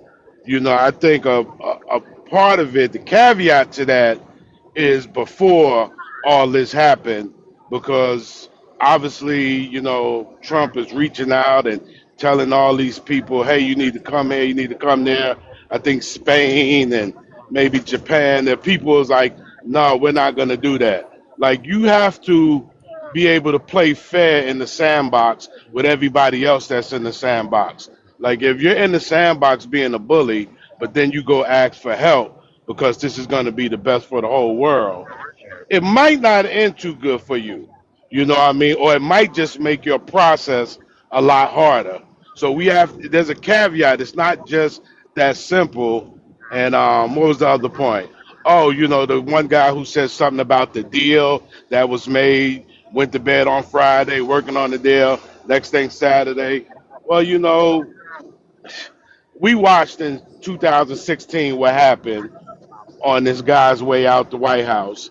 What happened on January 6th, and then coming back, everybody, for the most part, got told you didn't do nothing wrong. Come on out of jail. So what you got to understand, like who you're dealing with and the people that are in charge right now. If their morals ain't high, if they don't have a good credibility, then you're gonna get mess like we're in now. So that's all I gotta say. Okay, I'm Yeah, gonna B, move. can I answer? Hold on 1 second, because we got Ralph that just came up, and it's Starlight. I kept saying straight, but Starlight, you were having connection issues. So I don't know what to say, but we got Ralph that is newly up on the stage. Let's get Ralph on, and then Ed, I'll let you rebuttal. Yes, hi, good afternoon, everyone. Good afternoon. So, here's what I think about this whole thing. It's to me, it's mind-boggling that there are people that are for this. Am I allowed to say war or WAR? So far it's been good. Okay, so I am just shocked that we have such a short attention span in America. I had a couple of family members that went to Iraq, and another family member went to Afghanistan. So um, again, I'm just surprised that we're making the same stupid mistake again. Five, six presidents were almost were convinced, almost convinced, or they Netanyahu tried to convince them, and the only stupid one was Donald Trump that fell for this. We lost. We are good at doing regime change. It looks like we went into Afghanistan to do a regime change. We got rid of the Taliban, and we put the Taliban right back on. Now we're in Iran. We get rid of Khomeini, and we put another Khomeini on. So we're on a real good streak over here. And again, we cannot afford these wars anymore. I don't understand, why do we have to keep as Americans, we have to take and get punished because we are the ones who are paying for this. We are the ones who are paying the at the pump. We're paying the price. Donald Trump and his rich friends get in their limousine and government cars and stuff. They don't pay for a darn thing. Donald Trump goes golfing every other week and he spends $10 million a trip. He doesn't pay for anything. We're paying for this. And everyone is okay with us going into another country and telling the people from that country, look, we are the ones who are going to decide who rules you and who doesn't. It's insane. This probably used to work and work well back in the days, the 1700s and the 1800s. We're in the 2000s now, people. Let's stop this thing. Why is it that Iran, and I'm going to land my plane here, Iran is such a problem for America and for Israel, but yet they never bother China, they never bother Russia, they never bother Japan, they never bother any of the countries closest to them. But they all of a sudden decide that they're going to attack the country that is furthest away from them, us. No, we are the ones who got to stop this game already. We shouldn't be on the side of the world. Well, I'll say this, Ralph. Japan gave total surrender, so they've been under the hand or the leadership of the U.S. for a very long time. And when you talk about, these wars, we have to look at the point of following the money, because you say, it's not affordable, or we can't afford this. They're not looking at it, like that. It's an open check, or the checkbook to them, and they are paying their families and friends and companies and corporations, and it's a hijack. Like I said, it's going to go down at some point. The truth is going to come out, and it's going to be the greatest heist, ever. Well, listen, Starlight is back on the stage, you all. We're going to give Starlight one more chance. Starlight, How y'all doing? Good good. day, my brothers. Let me be very clear and try to be as short as possible. 1953, Iran had a democratic society. We went over there and hijacked it the same way we did in 1987 with Venezuela. Every every civilized place we've been to that had democratic societies and better societies, the United States have come in and messed around here and destroyed it. Right now, what we got is no longer in the U.S. people's hand. What we are about to see is devastation. So, the gentleman earlier spoke about Iran not doing anything about China. Iran and China is lockstep, hand in hand. Russia and China has been given Iran surveillance information. That's why they're able to hit.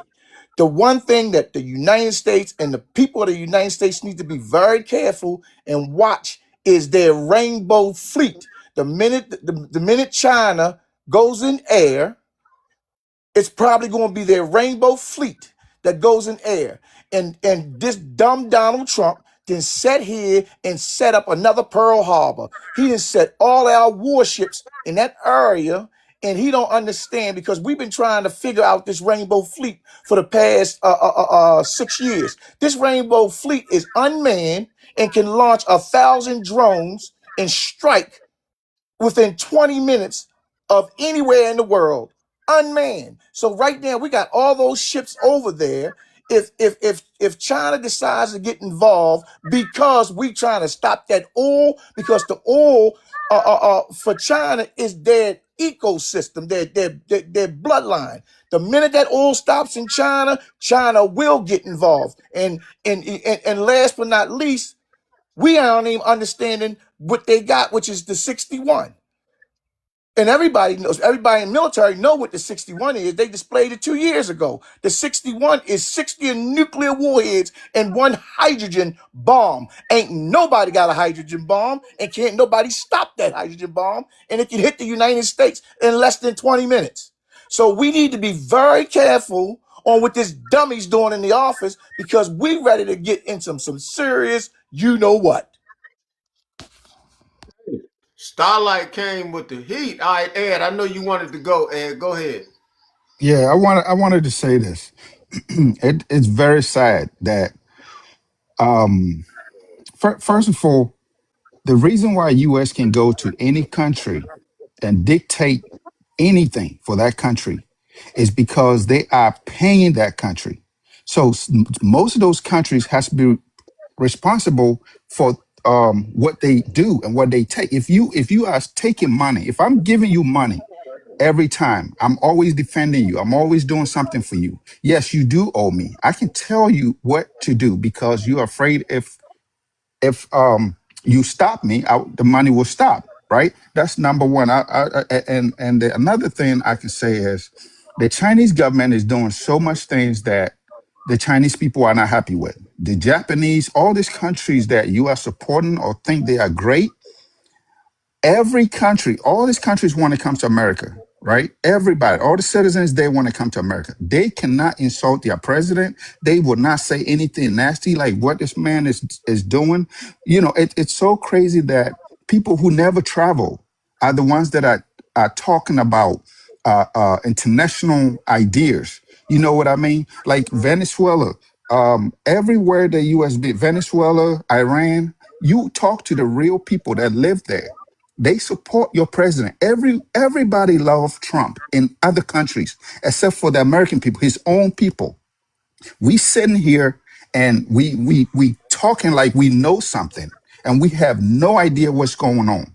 Okay, and it's so painful that we don't even have patience to see what's going on. Everything that's going on in other worlds, we are not experiencing 1% of that. Not even one. If I tell you to go to any of these countries that we sit here and support, I promise you, you would not stay there more than a month. You'll be coming back to the United States. So it must be something good in the United States. We should be very happy to be Americans. Okay, Americans, you can go. You can not be born in America. You can be unborn American, and come to America, okay, and get position in office. In other countries that you're supporting, you don't have this rights. You know what I mean? It's other countries that women, Iran, Venezuela, all this stuff that you talk, it's places that people, do you know how many people has been released from jail just because of what Trump did? Do you know how many kids has been released just because of this administration being out here? Nothing is perfect. I'm not saying everything is perfect, but people come out here and talk like they are smarter than President Trump, and they are not. They not even know. They are nowhere close. They over here trying to figure out how to pay their bill. We worry about Trump is stealing money, Trump doing this, Trump doing. Trump don't. He's the only president that doesn't take a paycheck. Okay, he take a paycheck and give it to the same people that are accusing him for doing something wrong, and it's so sad. If you never travel, you should not be talking about any international laws and none of this stuff because you don't talk to the people who are from Iran, talk to the people who are from Venezuela, and hear what they say, and then you can. All right. Can I Okay. respond to that? Can I respond to? Ed, Oh, hold on, okay. hold on, hold on. I'm gonna let you respond. Okay, Ed, you made some great points. I hate I had to cut you off, but you got to remember we're trying to stay within 2 minutes so that other folks can have an opportunity, to rebuttal. I know it get the feeling good to you, and you just want to keep going on and on and on. But we need to show that we can keep this thing down to a minute and a half to 2 minutes. All right, go ahead and respond. I believe that was Starlight. Yeah. So I don't know what this man loved about Trump, but let me tell you about our U.S. government. Our U.S. government for the past 100 years, everywhere we've gone, everywhere we. And by the way, I'm a military, and I've been all over the world. I'm a vet. I've been all over there, so I know everything. And what I'm speaking about, and anybody that knows about the history about the United States in Libya, Kuwait, and Japan, you would know this. Real simple. Adar Gaddafi went to the United States and made preparations to change U.S. currency to gold for oil. And in turn, Russia was also considering assisting them with nuclear weapons. We went into negotiations. We stopped the negotiations for the nuclear weapons and came up with a deal not to pursue it. But Gaddafi still wanted to do the gold. 6 months later, they assassinated him. The reason why, because we can't afford the gold content, and in fact, which would buy that oil. Saddam did the same thing. But you got to remember, during the Kuwait War, Saddam made a very crucial statement that everybody missed. He said, before I let the United States come in and take my oil, I will burn it. And what did he do? He burnt his oil fields. And we chumped up, and now we realize there was no such thing of war, of weapons of mass destruction. Our United States had been toppling these small countries that do not have tactical air defenses, and always in what we call the Middle East, which didn't even exist until 1901. It's all a part of Africa. It is still on the African tectonic plate, and it's all they want to do is get the riches and golds and on all the minerals and everything. The United States have these people thinking because the United States got them under the throat, and that's. Okay. All right, Starlight. Can We I got you. can I chime in? Hold on, wait a minute. We got somebody new that came on. But once again, Starlight, again, you're making some very, very good points. And I just want you all to keep in mind that there are other people on the stage. So just try to keep in mind to get in and get out within 2 minutes. But Let's see. We got Robert that just came on, and who was that was saying they wanted to chime in? I wanted to chime in as well too. Me, Ralph. Ralph. Okay, so Ralph, and then I believe Andre. That was. So we're gonna let Robert. Then we're gonna go to Ralph, and then Andre. Robert, what you want to say? Robert going once. Hey, I'll let the other person rebuttal his comment first. You can ask those guys first because I just wanted to write down something. I'm at work right now and I'm still listening, but let those guys talk first if that's okay with you. Yes, it is. All right. Thank you, Robert. Okay, so now who did we say? Ralph, and then Andre. Go ahead, Ralph. Yes, I just want to rebuttal what the gentleman said that Donald Trump is not taking one penny. Sure, he's not taking one penny. He's not taking the salary that that the president should take. It's only a couple of $100,000. But Taking yet, billions of dollars, but, brother. What you but talking about? let me just finish up here.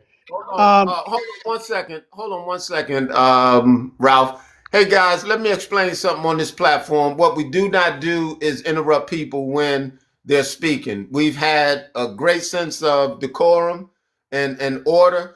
So let's keep that going. And while someone is talking, let them finish their thought. If you want to rebuttal, write it down.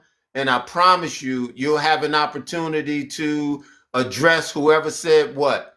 But do me a favor, don't disrespect the guest that's on the stage. We may differ with what they're saying, but let's let people get their thought out. If anybody's going to interrupt, it's going to be me. All right. So I appreciate you all for, being able to facilitate that small request. All right, Ralph, go ahead. Finish your thought. Okay, who am I addressing? I'm sorry, I missed the gentleman that I'm rebuttaling what I'm he not said. sure what you mean, Ralph, as far as who are you addressing? Okay, well, the gentleman that said that Donald Trump is not taking one penny out of his paycheck because he's stealing billions of dollars. Why would he want a couple of $100,000, $200,000, $300,000, whatever a president gets per year, when he's making deals and grabbing money right in front of our faces, billions? So, I mean, for people to say that, oh, he's not taking a penny, whoopee-doo. I would do that exchange in a minute if a couple of $100,000 for a couple of $1 billion. So it's insane that he's doing it right in front of our faces, and no one is doing a darn thing about it, which is crazy to me. This is the most corrupt president, the most corrupt of all times. He's going to go down as the most corrupt president of the United States, and it's right in front of our faces. And then he's got the audacity to point the finger at other countries, saying that the other countries are corrupt. This guy is nothing but a crook. He's from New York, right where I'm from, and he's been stealing from everybody all his life. That's all he knows how to do. I land my plane. All right, so we got Andre was next, and then who wanted to go after Andre? Somebody popped off with a hot mic. Who wanted to go after Andre? That was me. Okay, Andre, go ahead, Andre. Appreciate you, brother. One of the things I just wanted to say real quick as a rebuttal, I notice a lot of people who are like Trump supporters, and we have this thing in America. A lot of people don't like to talk about it, but I think Americans confuse patriotism with Zionism. See, they want to be patriot, but they don't realize that they're being controlled by Zionists, by Christian nationalists, and that agenda is leading our administration and the very things that we see going on right now. And so I think a lot of people in their own sincerity, right? Their own sincerity, they believe in this concept of patriotism because their son, their uncle, their aunt, somebody in their family is serving in the military. But they need to look what's behind the curtain. And I think a lot of times, like I said, is Zionism, Christian nationalism is pushing that agenda. I land my plane, brother. Appreciate you. Okay, all right, great point. Was that Robert that said he wanted to interject next? All right. Kind of what I'm seeing right now, what's going on in the Middle East is kind of like what we saw in You read history in November 15th, 1884, when all the Europeans gathered to divide Africa, to take the resources. Was that the Berlin? What The was that? Berlin Conference. The Berlin Conference, right? Okay, go ahead. Look at what we're doing in the Middle East. We attacked Iraq. What was that for? Oil. We all know that was for oil. We're attacking Iran because we know Iran has a bunch of oil.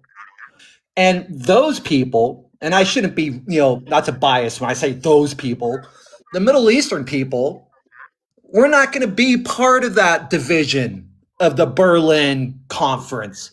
So there's always been a conflict, if that makes sense. It's like we demand this resource and you don't want to give it to us. Oh, well, then we're gonna find an excuse to bomb you. Either it's yellow cake, either it's something like this. Now you got someone like Netanyahu who's been waiting for this and makes an excuse, and then we finally get Trump that, oh yeah, we should bomb this. What was our excuse? What was our point in attacking Iran? So it makes me feel like our white Europeans, and I'm half white because I'm half Mexican, we want your resources, we find an excuse, and it's just repeating history. That's all I got to say. Thank you, sir. Okay. All right. Anybody want to rebuttal what was said or add on to what was expressed? I can add on if you want me. Go ahead. The floor is open. Okay, so that conference brought one thing. It brought a separation between France and the United States because Britain at that time was controlling 60% of Africa. And that's where the Middle East came in. If anybody here do their homework, between 1901 and 1900 and 1901 is when they wanted to separate the landmass, and that's when we now know the Middle East. The Middle East never existed until 1900 to 1901. So it's always been about oil. One of the things we need to understand, Venezuela's oil can only be produced and processed through two places: China, and Russia. And that is why they're getting that oil, because about 15 years ago, we tried to process it in Venezuela. It's so crude and so heavy. It's only the two countries that can process that oil. Nobody else, the United States can't process that oil. But what they're trying to do, they're trying to save that oil and get the get the U.S. oil companies back over there to start trying to produce it and process it again. But until they can do that, Iran is one of the ones that can process it. Iran has to be able to be captured so we can process that oil. That's why Trump is bombing everything but their oil facilities. I just want to add something what Starburst just said.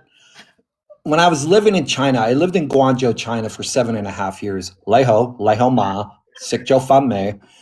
One of the teachers that I was working with, he was from Lebanon.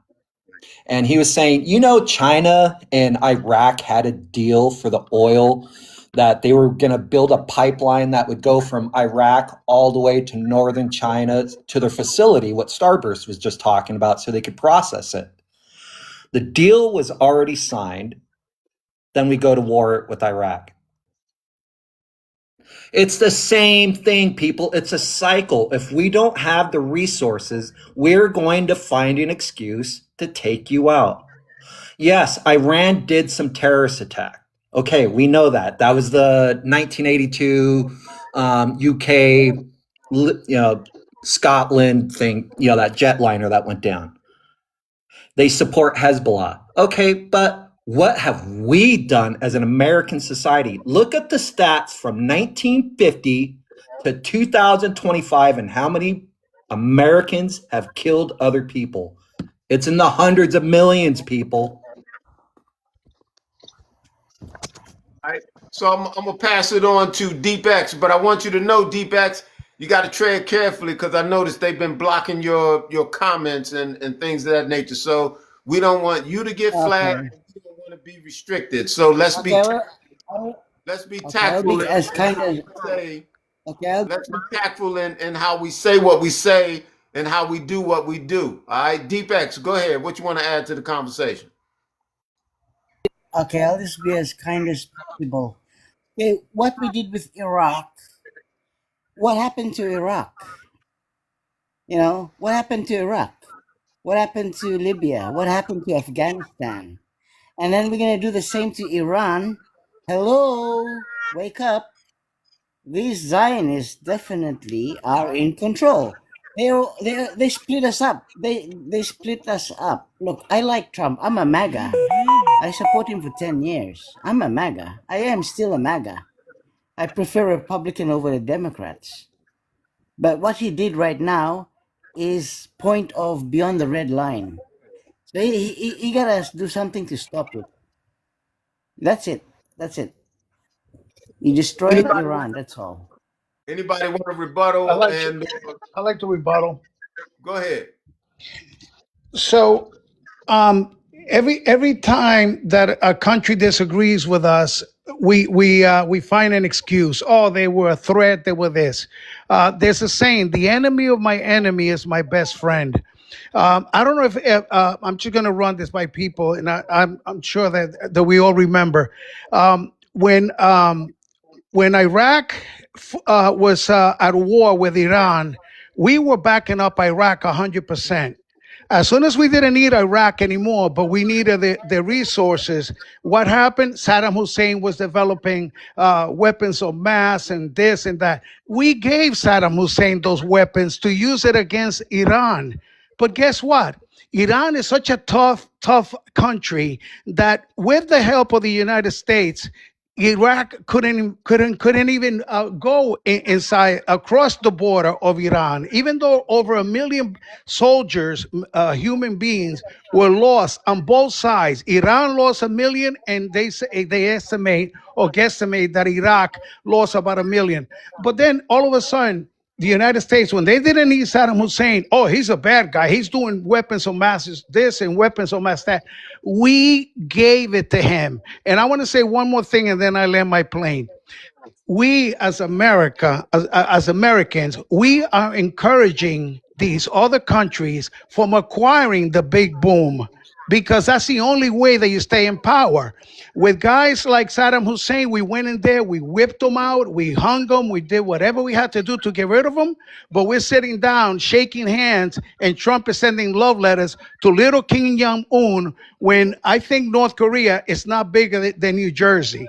But we over there shaking hands and making a big deal about it. Why? Because he's the man that's got the deterrent. And this is why all the other countries are saying we have to get this because this is the only thing that's going to prevent us from getting annihilated by the United States. I land my plane.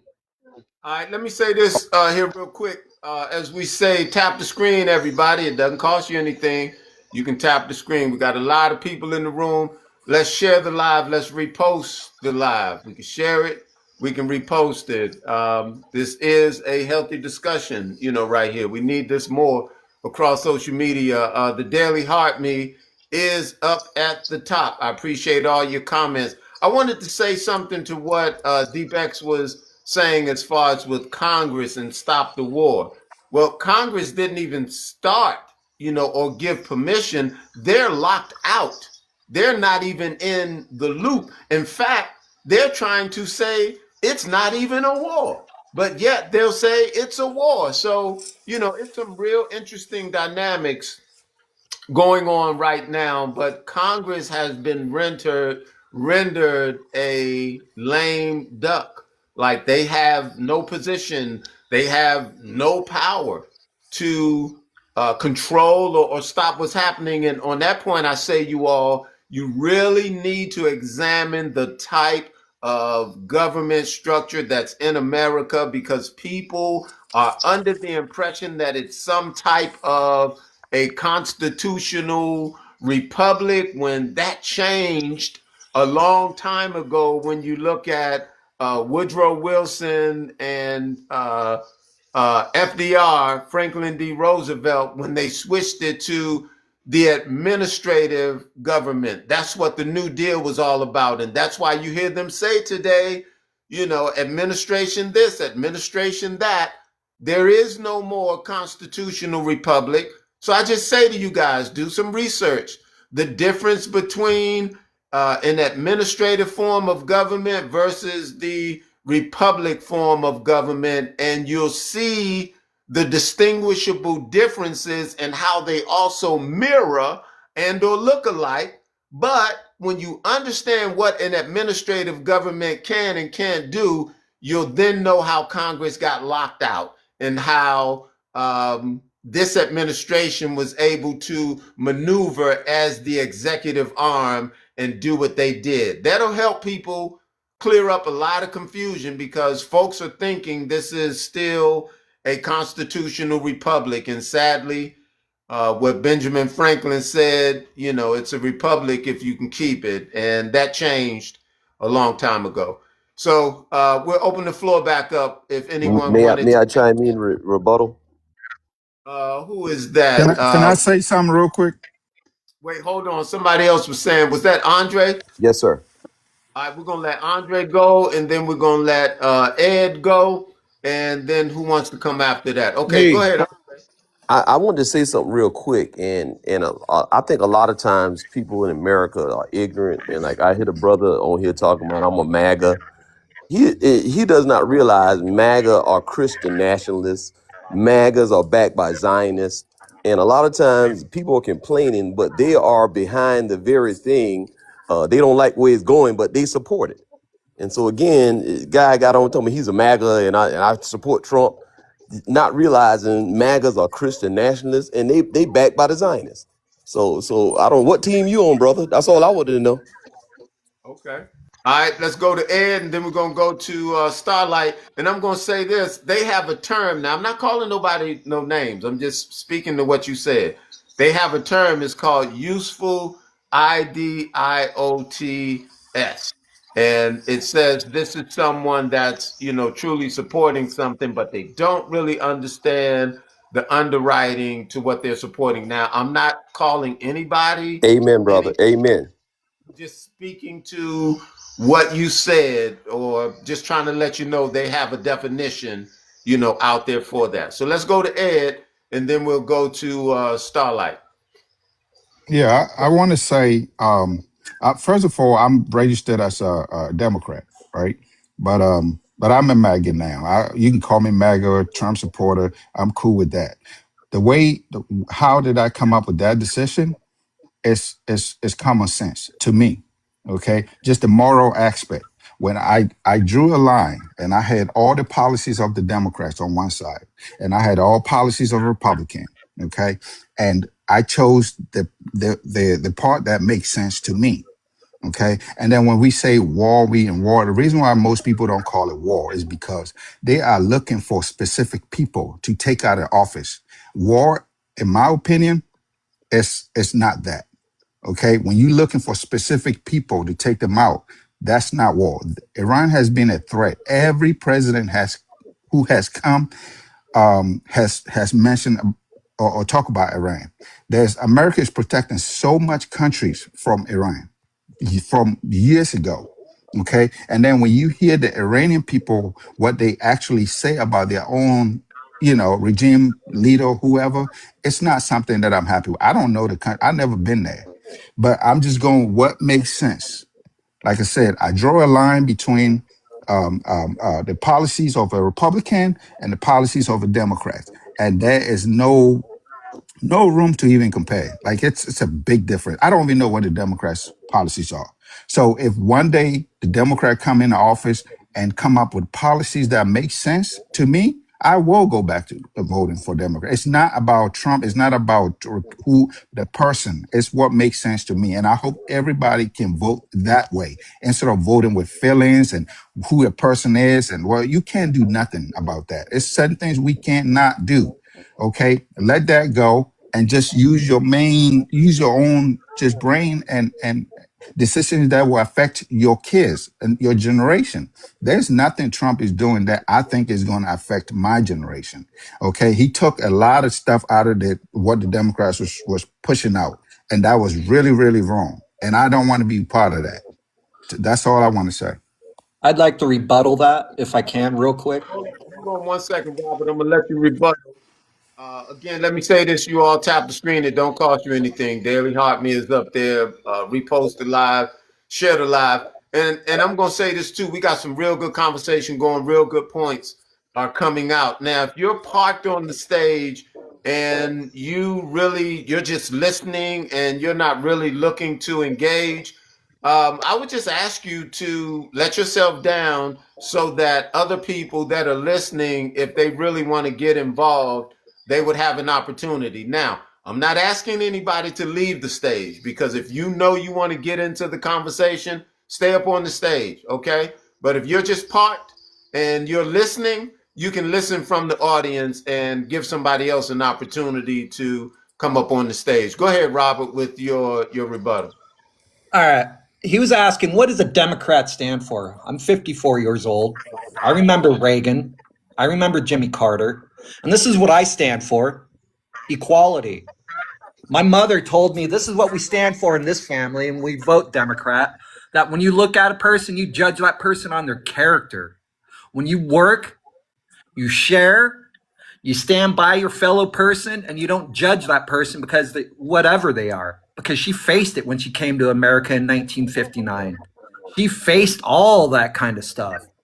The words, I won't repeat what she said that she learned because she barely spoke English. So as a Democrat, I stand for those people who are marginalized, that don't have a voice.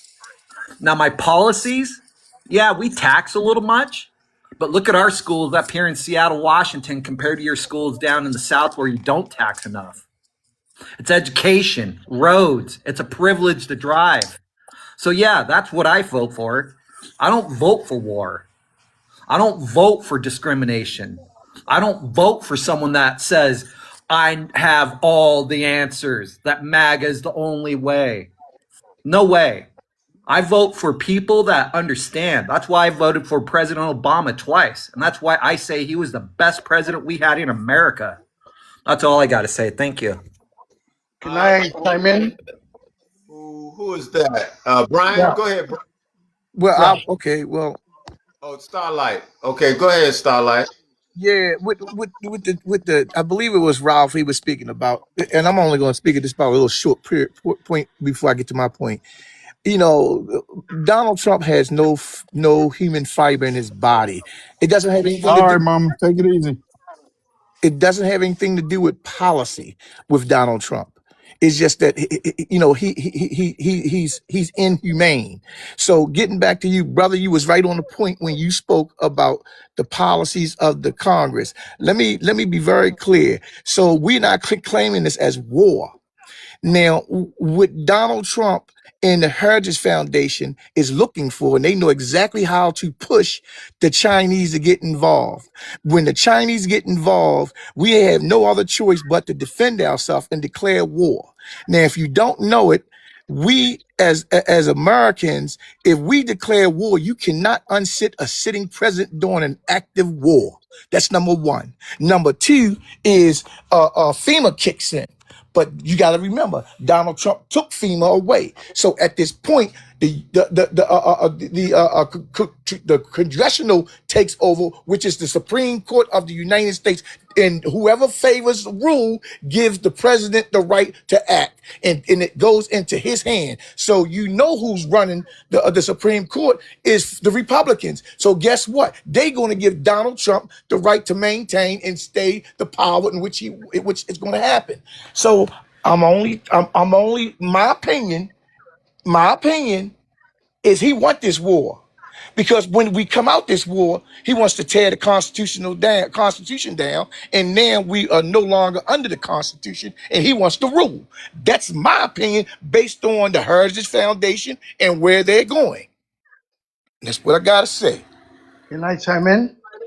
I'm kind of glad you finally got your mic working, man. I mean, you bringing your points out. Appreciate you all for sharing the live, repost, the live. Thank you, Michael, for coming in the room. And I'm going to try to get at you, once I get off, and we can have a conversation in the back office. You guys, look, on tomorrow night, we're going to have a conversation, 9 o'clock Eastern Standard Time. That's normally when we go live, but we're going to talk about decolonization. We're going to look at the colonizer and how they've moved around the world and done their colonizing, but we want to understand this movement that's taking place on a on the international stage whereby decolonization is the real thing. All right, so we got T that just came up on the stage. T, what you want to add to the conversation? Yeah, first off, host, thanks for having me up again. Great panel, great hosting. So kudos to you. But yeah, I just wanted to say, um, people need to read a book called Confessions of an Economic Hitman. Now, it takes you right back, and I've said this on your panel before, but you'll get a real understanding of exactly what's going on now. And I'll try and I'll be short with this, but Britain, so I'm British, and I'm all for my country. You see how weak we are at the moment, how weak we look to you guys at the moment. But it's going back to 1920. BP, British Oil, went in with a government backing in Iran and took over, and then they got overthrown by, I can't remember who it was then, by 1947-ish. And then they asked for America's help by 1950. 1950, America went in with one CIA guy with £1 million and basically caused uproar and turned the government back and put in their own person to basically, as an American friend, which then controlled the oil then. Now, this is an investment going right back to 1920. Please read this book. It will explain everything. Now, Israel didn't come in till around the 1950s. Israel is a stronghold for the West in the Middle East. That's all it is. Forget the Z, forget all of that. It's just a stronghold base. And once you read this book, Confession of an Economic Hitman, this guy, CIA, he explains it all. And then it got overthrown again in 79. Now, it was left as a sleeper. And there's, if you, it will make sense and why that we know so much about what's going on in that regime, about where things are. There's been spies that's been left dormant for a long time. And Trump's is the one that's had the balls to pull the trigger right now for whatever reason. But please, everybody, Confessions of an Economic Hitman, it will make so much sense. All this Z stuff, it's nothing to do with it. It's a stronghold for the West in the Middle East as a base. That's it. Host, I'll sit here and yeah, if anyone wants to say anything about that. I like to chime in. Okay, hold on one second. I'm gonna say this, T. I've heard about that book before. I have not read it, but the same sentiments have come across the board at the same time. Back channel me and let's talk about how we can have conversations where we're able to methodically go through that book and point things out, no different than how we're talking about this. We'll be able to talk about some real tenets that are in that book You put as that well. book in the chat? Okay, hold on one second. Hold on one second. And we'll have an opportunity to break that down and we can make that a thing. Okay, so they want you to put the name of the book in the chat, T, and DM me, and we'll try to have a conversation and we'll try to link up to where I'll do that now. I'll do that now. Okay, thank you. All right. Did anybody want to? I like to say something before I go. I like to chime in. Okay, hold on. Let B man talk. B man been quiet for a minute and he said he need to go. Let him say. Yeah, I just want to say this, and I hope everybody realizes this. And I think it was Andre who said it. Served too.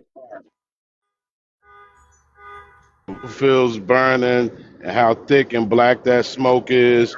When you have to fold flags up and put them on top of caskets and lift caskets inside vehicles.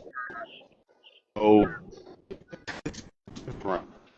for everybody, I don't care how you vote, who you vote, if you I just want everybody to realize the people who really pay the ultimate price are those.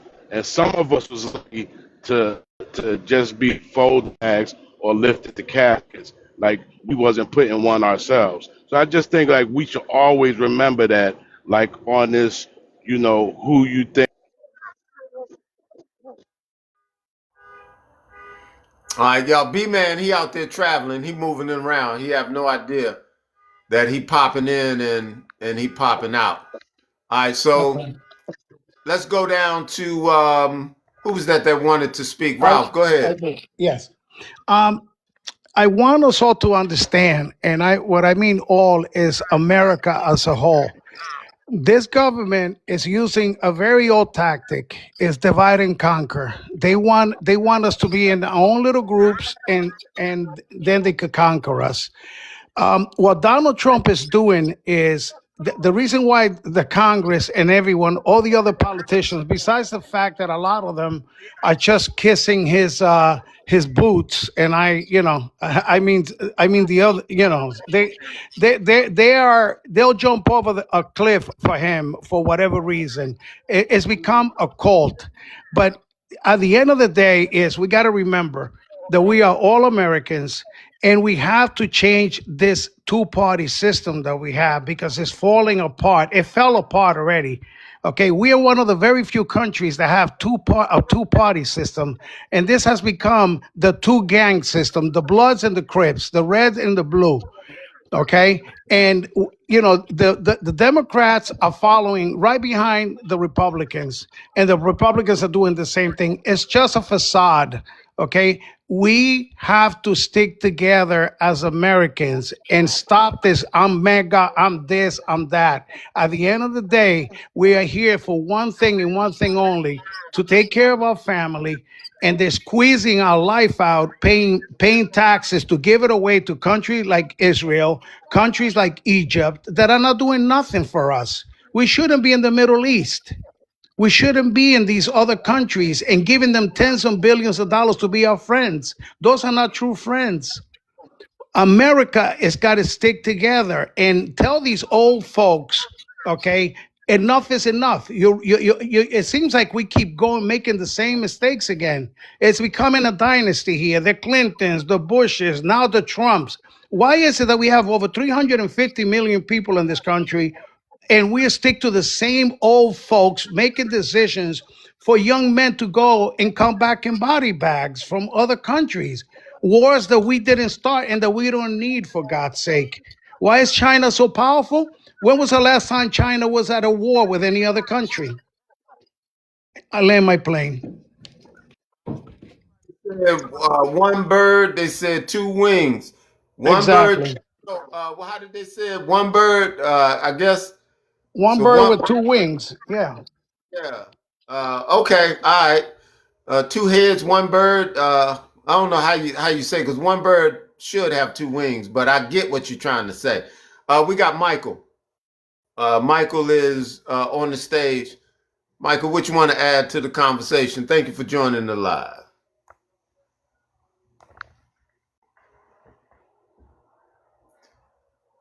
If you're Sorry. talking, Michael.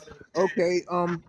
So I think that the conversation that you're having is extremely important. I think that the fact that there are people coming together from different backgrounds and discussing this intelligently and civilly and really trying to, suggest solutions and a direction, I think is essential. I think that everybody should more or less support and share the live out and do their best to expand this conversation because it's affecting us all. And I think what you're hearing is a lot of people who are tired of being sick and tired of the same old rigmarole that we're being subjected to. And I think one of the gentlemen said it as eloquently as you possibly can. We're dealing with like two gangs, the Bloods and the Crips, and they're and they can't make up their mind to do anything directly for the people. I think that we have our hands in too many other people's affairs. I think that's why we're despised around the world.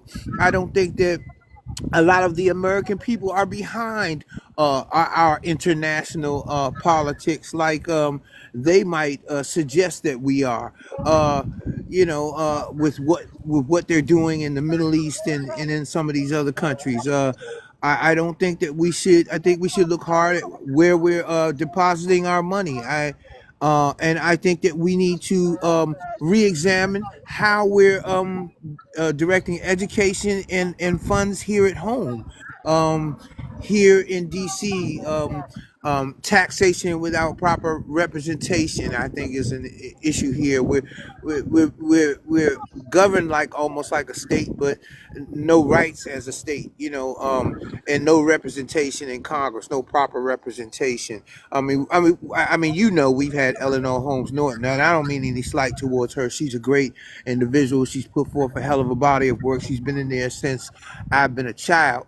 But my God, if we need new blood, uh, um, um, up there on the hill, God knows. It's a different time. So, that's my whole take on the situation. I think that, this is good, but we need to expand it, and we need to, put some things into action, some things actually into motion. We need to make change, effect change.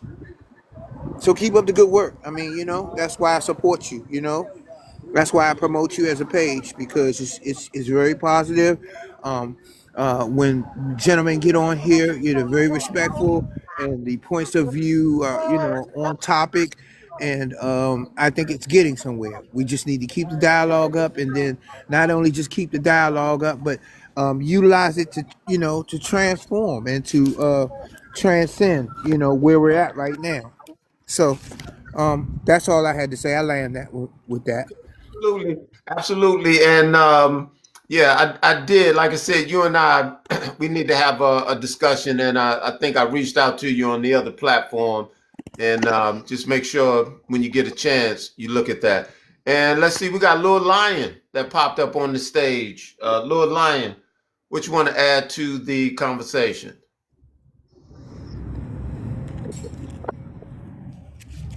And then T, I'm gonna come to you, T. I see you want to ask a question. Yeah, it's a bit of a controversial question, and I mean, no disrespect to anybody on this platform at all in any way, shape, or form. I want to put something out there. So I'm from Britain, as I've said before, and obviously there's a lot of Americans on there.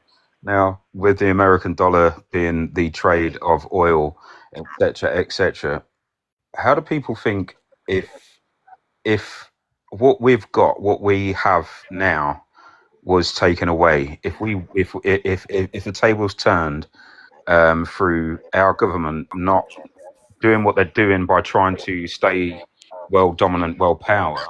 If we were then to go third world, inflation go through the roof, and then poverty and this, that, and that, how would people then think about that? I'm just really curious. Yeah, just a question, really. If the tables were to turn, and yeah, we weren't, we were on the back foot, and we started losing things. We were struggling for food, this, that, and the other. How would then people think? I'd like to answer that. Go ahead. That's about a loaded question, but go ahead. Yeah, tables are turned. Actually, you're right. If Iran was on top and all that stuff, but actually, we do have Russia and China, so there's a multipolar. This world is multipolar. It's being balanced. Trump should fix his own his own hemisphere, and Russia has his own, China has his own, Middle East have their own. So there should be a balance. No one should rule the world. No one should have all the bases in the world and say they're the king. We're all humans. How can you go and kill another person or kidnap another person in another country who was voted by the people? What if we did that to Trump? Huh? What if we did that to Trump? Isn't that freaking unfair? So that's it, man. That's all I gotta say. Yeah, Okay. Yeah, but can I? that's exactly why I'm asking the question, because if it wasn't one, it would be another. If that makes sense, it would either be Russia, it'd be China, it would still be somebody trying to gain that dominance. It will be somebody, and that's why I'm chucking the question out there. That's all. I'm not trying to upset people by any means. All right, so we got Claude that came on the stage, and then I think Starlight wanted to also respond to what T said. So let's see real quick if we can get Claude and then Starlight. You'll be able to respond to what T said. Claude going once. Claude Knight going twice. Claude Knight 3 times having issues finding his mic. Starlight, go ahead. Yeah, we gotta look at humanity, humankind, from the dawn of the human mind being developed. We originally had Spain trying to rule the world. Then we had Britain trying to rule the world. Then we had Rome trying to rule the world. And modern mankind, we got the United States forcing itself to rule the world. Let's think of it like this. The United States has in the past 100 years gone into different countries and tried to dominate and take over their society, got military bases all over the world. But 1963, I'm sorry, 1963, when Russia brought that nuclear sub over here to Cuba, we had a conniption fit because they were so close to us, but the United States could be so close. And last but not least, we got to look at society. We should have Supreme Court have a 10-year term. We should have Congress has a 6-year term and keep the president at 4. It should rotate like that for the rest of our lives. But they manipulated it to satisfy them. And that's all I got to say.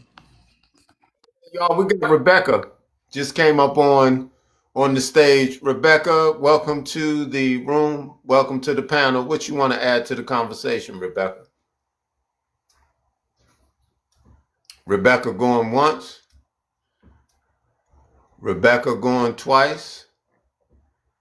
All right, Rebecca is having issues finding her mic. All right, so the stage is open if you guys wanted to respond either to T or if you just had something you wanted to add, to the conversation. I The do. stage is okay. Go ahead. So I totally agree with the gentleman that was just speaking regarding the term. We shouldn't have these. Uh, you know, the court, the Supreme Court, these people are there for life. Most of these congressmen and these senators, for whatever reason, the states, even though they're a bunch of crooks, even though they don't care about the constituents, they keep getting reelected for whatever reason. So I totally agree on term limit. And I just want to make one point. The reason why Donald Trump is getting away with all of this stuff that he is, and no one is doing a darn thing about it, it's very simple. You see, the guardrails that were implemented by our forefathers, they've never been tested the way he's doing it right now. And basically, he's telling the court, "I don't give a darn what you say, senators. I don't give a darn what you say," and no one knows what to do with it because no one ever tested the guardrails that were put in place, and it's so clear that these guardrails, they need to be re-evaluated. They need to be, something has got to get done because they're not working. Otherwise, Trump will never get away with all the craziness that he's done, all the money that they're stealing in front of our faces, and they don't care. They're doing blatantly. I mean, look at Peter Hegseth. He bought $92 million of lobsters when there are people eating hot dogs or eating spam because they cannot afford and choosing whether to have 3 meals or two meals or 1 meal, or which meal to because they cannot afford it. But meanwhile, he's buying steaks and he's buying lobsters in the millions, spending our tax money. That's Okay. all I wanted to say. All right, Rebecca, I brought you back up on the stage, Rebecca. What you want to add to the conversation? Yeah. All right, this about to be real bad.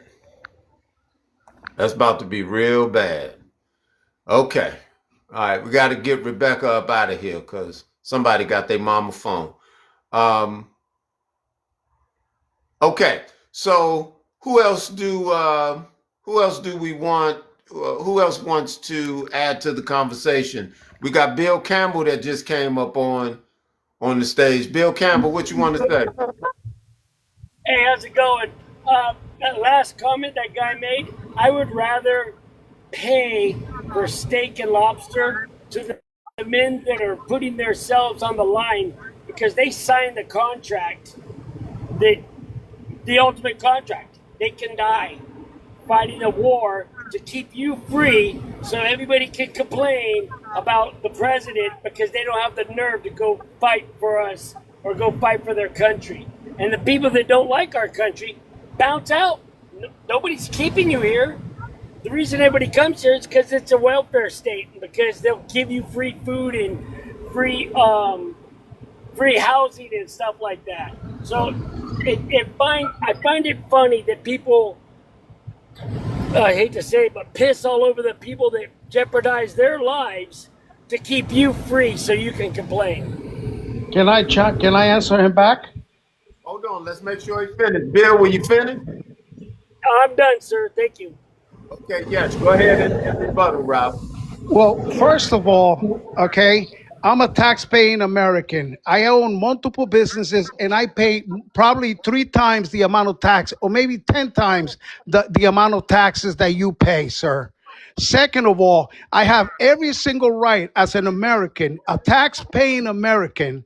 Okay, and by the way, you don't know if I served. You don't know. I have family members that went to Iraq and they came back a basket case. So excuse me for not wanting my family or my friends or anyone to go and fight somebody else's mess like Israel has done for to us for years. So the fact that you're telling me that he could go spend $92 million of my tax money to go and buy ice cream machines for $123,000 and buy a whole collection of booze so he could get drunk every night, while our young people, my daughter could be drafted, sir, drafted to a war that we had nothing to do with. Okay, so I have every right to say what I have to say because I'm a tax-paying American. Okay, and for people to just sit around and whistle right by these people stealing from us, this is why the country is where it is, because of people like you. All you do is applaud all the corruption and all the crap that we've been putting up with these old people, this 80-year-old man running our country. Thank you. All right, Yeah, anybody? can I add on to that? I want to chime in Okay. after whoever after next. Hold on, Starlight. Let's let Andre. Andre hadn't spoken in a while. Then we'll come to you, Starlight. Appreciate it, brother. I can see we getting a lot of people who are coming on who have this false notion of patriotism. And again, I think the you said a little earlier that hey, I'm from America, but I can give my opinion, and America don't have to be right just because I live here. But now I just want to make one point, and I'm gonna land my plane. From what I understand, and from what I have learned in college, grad school, etc., high level education, um, freedoms in a country is when you protect your own land. And what we see in the last several years is that we have been the aggressors. And I heard the guy saying that keeping us free. You're not keeping us free by being aggressive to other countries. That's just a lie. Now, I would fight for if somebody come to my house and the brother said, "I'm going to fight for my house. I'm going to take over my house." But when you going all the way across town and trying to take over another brother house and trying to say that's keeping my freedom, that's a Donald Trump lie. Uh, I land my plane. Thank you, brother. All right, Starlight. Go ahead, Starlight.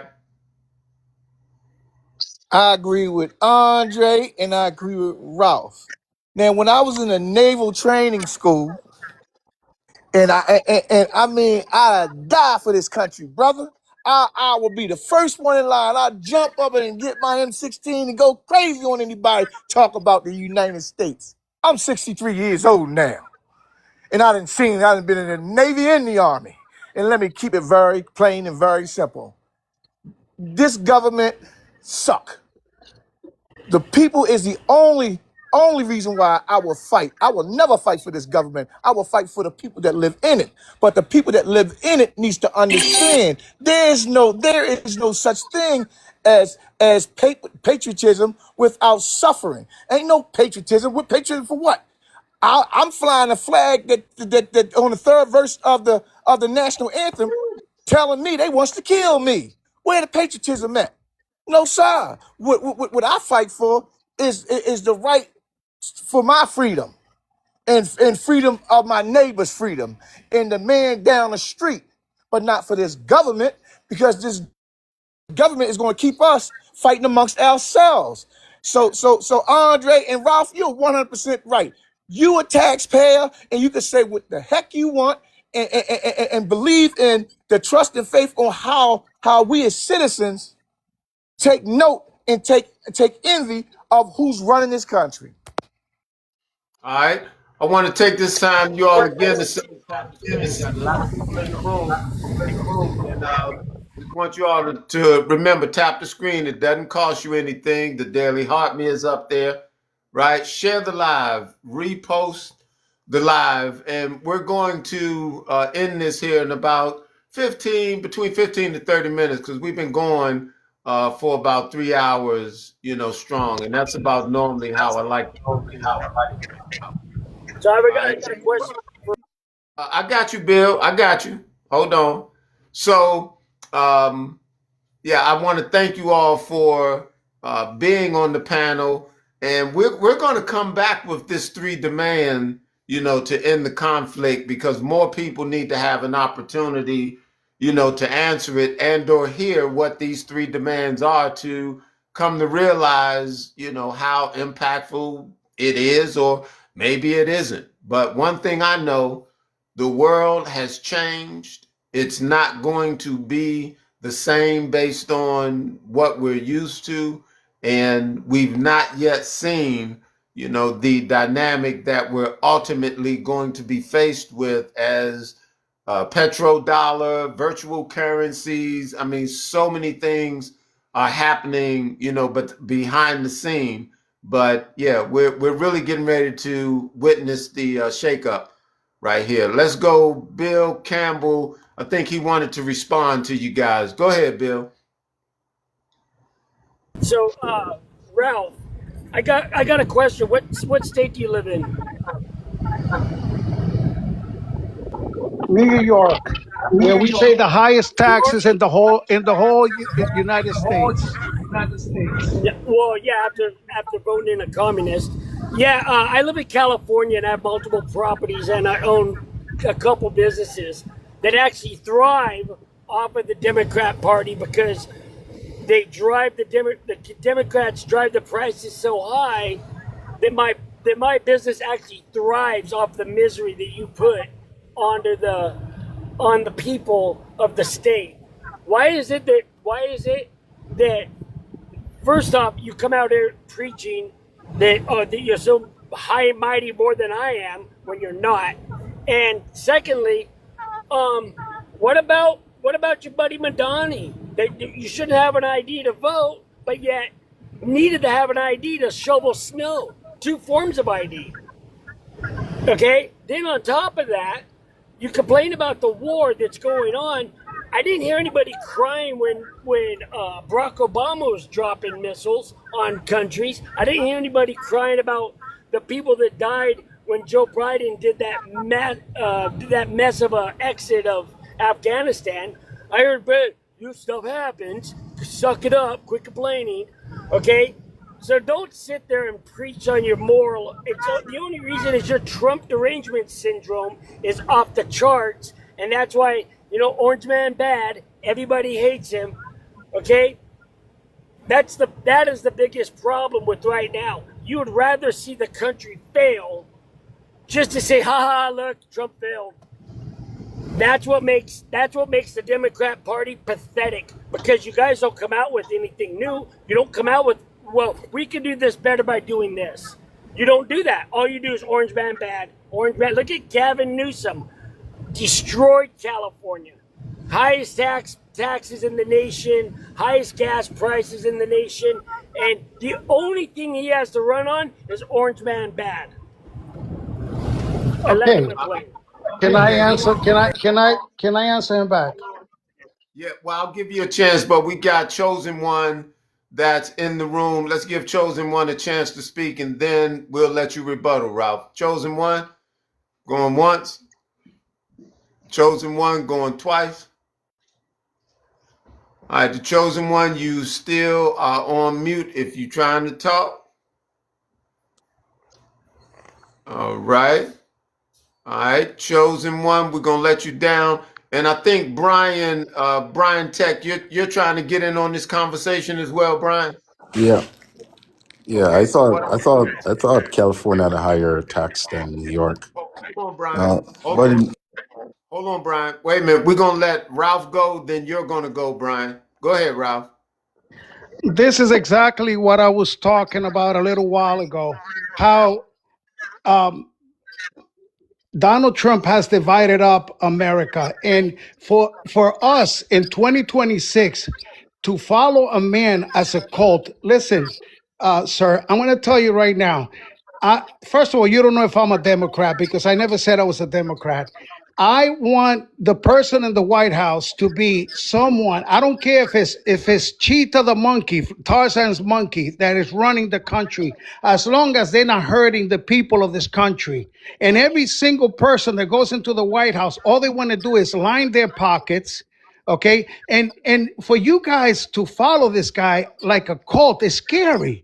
This is 2026. Maybe in the early 1800s, early 1900s, this was probably a big deal because we had all these dictators like the little man with a mustache. But you guys should be ashamed of yourselves to be kissing a guy's square butt. Okay, like if he's a god, what's gonna happen in 3 years when he's out? You guys are gonna jump over the cliff that he's gonna be jumping over? Or when he gets arrested and put in jail for all the stuff that he did to this country, are you gonna go serve time with him? So stop that already. You people are we are America. What We're not a third world country to be following a leader like Kim Jong Un, where they gotta applaud. Otherwise, they get the whole family thrown into a concentration camp. Wake up! They're dividing us, and they're doing a good job at it because of people like you. That you follow this moron. Donald Trump is the biggest moron we've had represent this country in the 200 plus years I've been here. So wake up, man. Cop, man. I got a question real quick. We gotta go to Brian. Brian said he was wanting to have something to say. He was next. Go ahead, Brian. yeah, well, by the end of the day, regardless of how you think about Trump, he got reelected. Um, you know, he think of who preceded him, right? I mean, came after him. Someone with dementia or mental problems in the White House for 4 years, and you weren't as passionate about that as when you are with Donald Trump. And that's one of the reasons why he came back in, right? People thought that they were deceived when they were assured that when you put Biden in the White House, things would be different and things would be better. And it turned out things got worse. So it doesn't matter who you put into the White House. You know what I mean? America's an empire that's falling. It's almost 40 trillion in debt. They're going into conflicts that has nothing to do with protecting America, right? As the gentleman says, how can you talk about protecting freedom when you're the aggressor? He's back in the White House. They trusted him again. He's not, like I said, he's not a real politician. He's not a real Republican. He's not a real conservative. Trump is just a actor or someone who likes attention, kind of narcissistic. It's the people who should have this responsibility who they put into the White House, right? You can't just get all worked up whenever they make a choice, right? So instead of you guys can make a difference in terms of who you put in the White House, because like I said, it doesn't matter who you put in there, unless a lot of real issues are addressed, nothing is going to change. That's all I have to say. All right, hold on, guys. We got EZ that just came up on the stage. EZ, welcome. What would you like to add to the discussion? EZ going once? EZ going twice? All right, EZ, I brought you up here, and you having issues finding your mic. All right, I'm gonna have to put you down, and if you want to come back up, Easy, you can. All right, Easy is out of here. All right, so anybody wanted to respond as far as what was I did. expressed? Go ahead, Bill. Okay. So, a lot of talking points that the left and Democrat Party has, like he says, oh, when Donald Trump goes to prison, what crimes has Donald Trump committed? Right? Because if you go back and they pull up these videos all the time, the only thing Donald Trump is doing is he is doing the stuff that, like Barack Obama said, well, I'll do this. He does it. What's it? Chuck Schumer says, well, you got to have voter ID because it's if not, how do we know you're an actual U.S. citizen? And then now all of a sudden he flips to the other side, the other way. Well, no, because Donald Trump's doing it. The only thing he's done is sit there and get a bunch of videos that the Democrat Party used to stand on before they went even more left, and he's following through with what they said they would do, but never had the gonads to do it with because they want to be reelected each year, and he doesn't care. Okay, he wants to make America great. He wants to bring peace to the country. The only reason he took on Iran is because they kept threatening to drop a bomb and send a bomb. Look at how Gavin Newsom's trying to scare everybody in California. Okay, because I'm out here in Malibu, just above. I'm actually right on the borderline of LA County. They're talking about Gavin Newsom's playing up they're sending drones, which they don't have the capability to send drones to California. But he's playing it up because he's fear-mongering, because that's all the Democrat Party has. And we're going to throw Trump in jail for what laws? He's followed through with the things that you said you were going to do, and he's actually had the gonads to do it. And then on top of that, he has solutions. He's running the country like it's a business. If you can't do your job, you're fired. Like that girl sat there, she couldn't do her job. Sorry, boom, you're fired. But yet, all you do is, he's going to go to jail. You guys are following. No, I'm following the guy that's actually doing what he said he was going to do. They cry about ICE, right? Funny, the same guy that's running ICE was Tom Holden. He was running ICE during Barack Obama. I didn't hear any complaints. And they're doing the same thing. They didn't change anything. They just have the Democrats out there screaming, oh my God, they're taking away our voters. All right, hold on, Bill. You've been gone for a minute. We try to keep it, within 1.5 to 2 minutes, so other people have an opportunity to speak. I know I'm coming to you, Starlight. I just wanted to say, Jenny from the block, she's out there. She says she's shaking her head.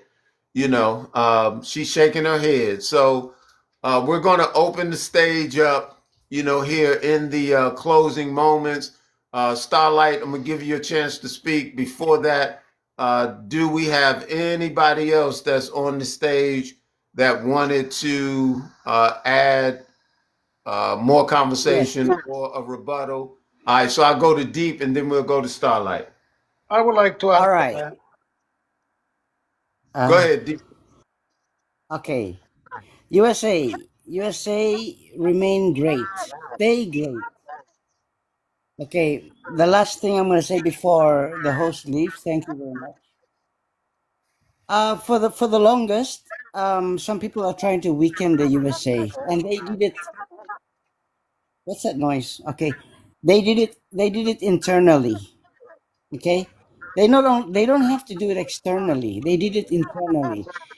Everyone, Democrats and Republicans, they're still to blame. Yes, they were fighting for the rights of some people. They never knew.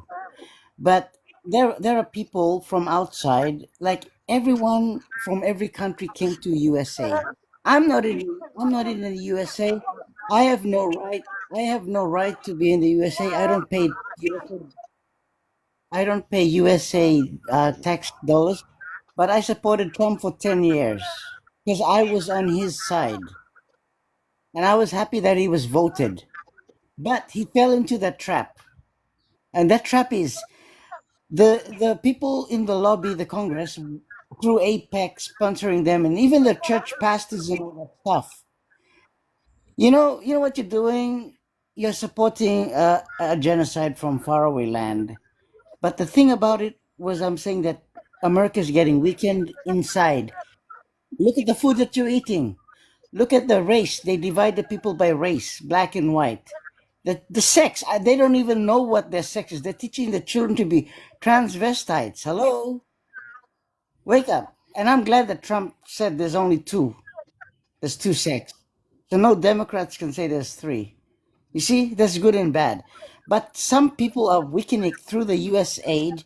They've been sending money all throughout the world, weakening Australia, weakening Canada, weakening all the from America money. Remember that the bill the Nancy Pelosi did, the $1 trillion bill before the COVID. Trump tried to reverse that in the big beautiful bill. He knew that the Democrats for the longest buggered up the economy. He knew all these trillions are going out. He's trying his best to stop it. Now he's trying his best to stop it. He's trying to get the oil in Venezuela, Iran, and all that, so he can make America great again. He promised that. So he's gonna keep on trying to make America great again. Well, the other people look at Kennedy. He already knew that people are poisoning you guys in the food you eat. Yeah, they're dumbing. They're making you sit on the couch, pressing the remote control. You can't even make factories or whatever. Okay. That's Okay. All right. So we're gonna go to Starlight, and then we're gonna go to Gene Benz, and we're gonna work our way down the stage, and then we're gonna close out. Go ahead, Starlight. Hey, host, I just need just a portion of a second to explain my background so everybody know what I'm about to say, because what I'm about to say is very controversial. Okay, so I'm 63. My industry, I'm an electronics technician. I deal with servers, Cisco programming, the entire now. I retired at this point. All that to say, do any of you guys on here know about compiling software or a program called GW Basic back in the early 80s? Do anybody, I mean, if just somebody say, yeah, I do know. If you don't, you don't, that's fine. Okay, to make that point is everybody say Donald Trump was elected as the president. I disagree. I know several programmers that has operated the Starlight program that went into implementation in 2024. And as I talked to some of my programming friends, they was telling me there's a hidden packet, a hidden packet such as Symphony and GW Basic that does calculations. It's a compiling software basically. And with Elon Musk did, he buried it in his Skylight software. And what the software does, it does the calculations. I don't think people realize for the first time in history, 2024, our election equipment went online and the Starlight program did the calculations. You can't the Starlight the Starlight calculations can go at 1 bit at a time. It cannot go at a multiple bit cycle. So it takes 2 cycles to go around. But what the Starlight software was doing was only cycling 1 time. So anytime Donald Trump name was in the address line, it cycled his name. Is what I was told by some of the high tech programmers. And by the way, yes, I have been on NSA's base. I have secured NSA base. So I don't want to hear what I can get into deeper than that because I work DoD. So what I'm trying to tell you guys, basically, that was manipulated. The Starlight satellite that did the manipulation. Guess what? 7 days after the election, it crashed in Texas. Not only that, 5 days after Donald Trump won the election, he put everybody in place to shut. Hold on, Starlight. Starlight, I just want you to say allegedly, that it did whatever it did, just so you don't find yourself being charged for putting out, misinformation. So go ahead and complete your Okay, thought. so allegedly the program, from what my understanding, the program worked allegedly was to do software manipulation and calculations, and in turn, from my understanding, allegedly the satellite happened to crash and they recovered it. I don't know no satellite that ever crashed on land in the history of satellite recovery. So allegedly, I think there's more to the story with Eon and Trump even making straight up notification. Oh, that Eon, he know them computers. We don't need y'all vote. Don't worry about that. See, allegedly, that's something that you need to think about. Why would somebody say that? Why would you 2 months into the president, 2 months before the voting, we don't need your vote. You don't even need to go to the voting phase. Think about it for a second. Allegedly, I'm just thinking that software has a lot of stuff in it that nobody can find out because it's no longer in the play. So we got Brian, and I think we're gonna close out after that because we heard from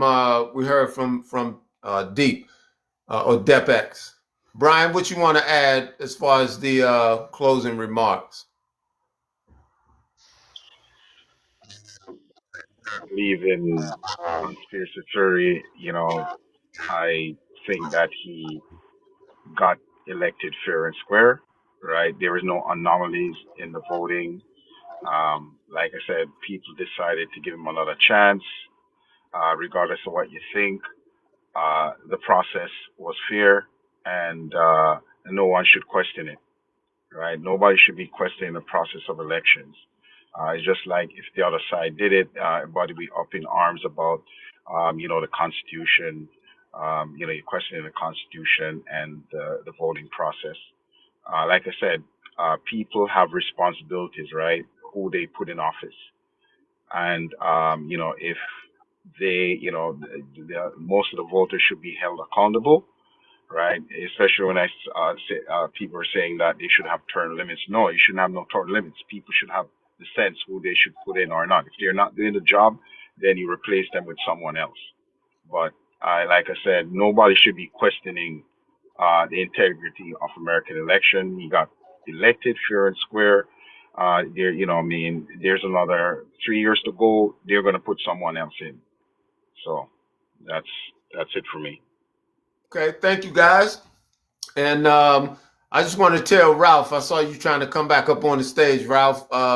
Yeah, TikTok said you did something and you had to be removed. So I can't pull you back up today, but maybe the next time when we come on live, you can come up on the stage. And I keep telling you guys, they real sensitive. So we need to be on top of, that TikTok etiquette. And when we're putting certain information out, try to let folks know, allegedly, just to be safe, because we really don't know what they're going to flag as misinformation with as much misinformation that they put out, themselves. Okay. And we're not in control of that. So I thank you all. These videos will go up on a website if you all wanted to listen to them again or share them with your family or friends. Right now, I have a YouTube link on the site. I'm going to change it as soon as we get off. I'm going to change it so that you guys can go and go to the YouTube channel. You can subscribe to it, and there you'll see all of these conversations, that we've had. They will be posted, there. That link will be temporarily, and I think it'll be in what they call the website, link, but I put the YouTube in the website link, right? But it'll be temporarily there until Saturday. When Saturday come, I will remove it. Okay? Am I saying that right? Um, yeah, when Saturday come, I will, remove it. So give me about 10 minutes and I'll put it up. And you'll get to go to the Protection Against Search and Seizure YouTube channel to look at the rest of these videos. But I want to thank you all for coming, into the live and spending this time, with me today. We'll continue to do pop-ups and have this discussion, but tomorrow night being Wednesday at 9 o'clock Eastern Standard Time, we're definitely going to talk about decolonization and introducing it to a number of people that for the first time, are hearing it and they can come to understand this is a global movement, and we're just looking to make it effective right here in the U.S. So I want to thank you for your time. You all be safe wherever you are. Good night, good morning, good evening.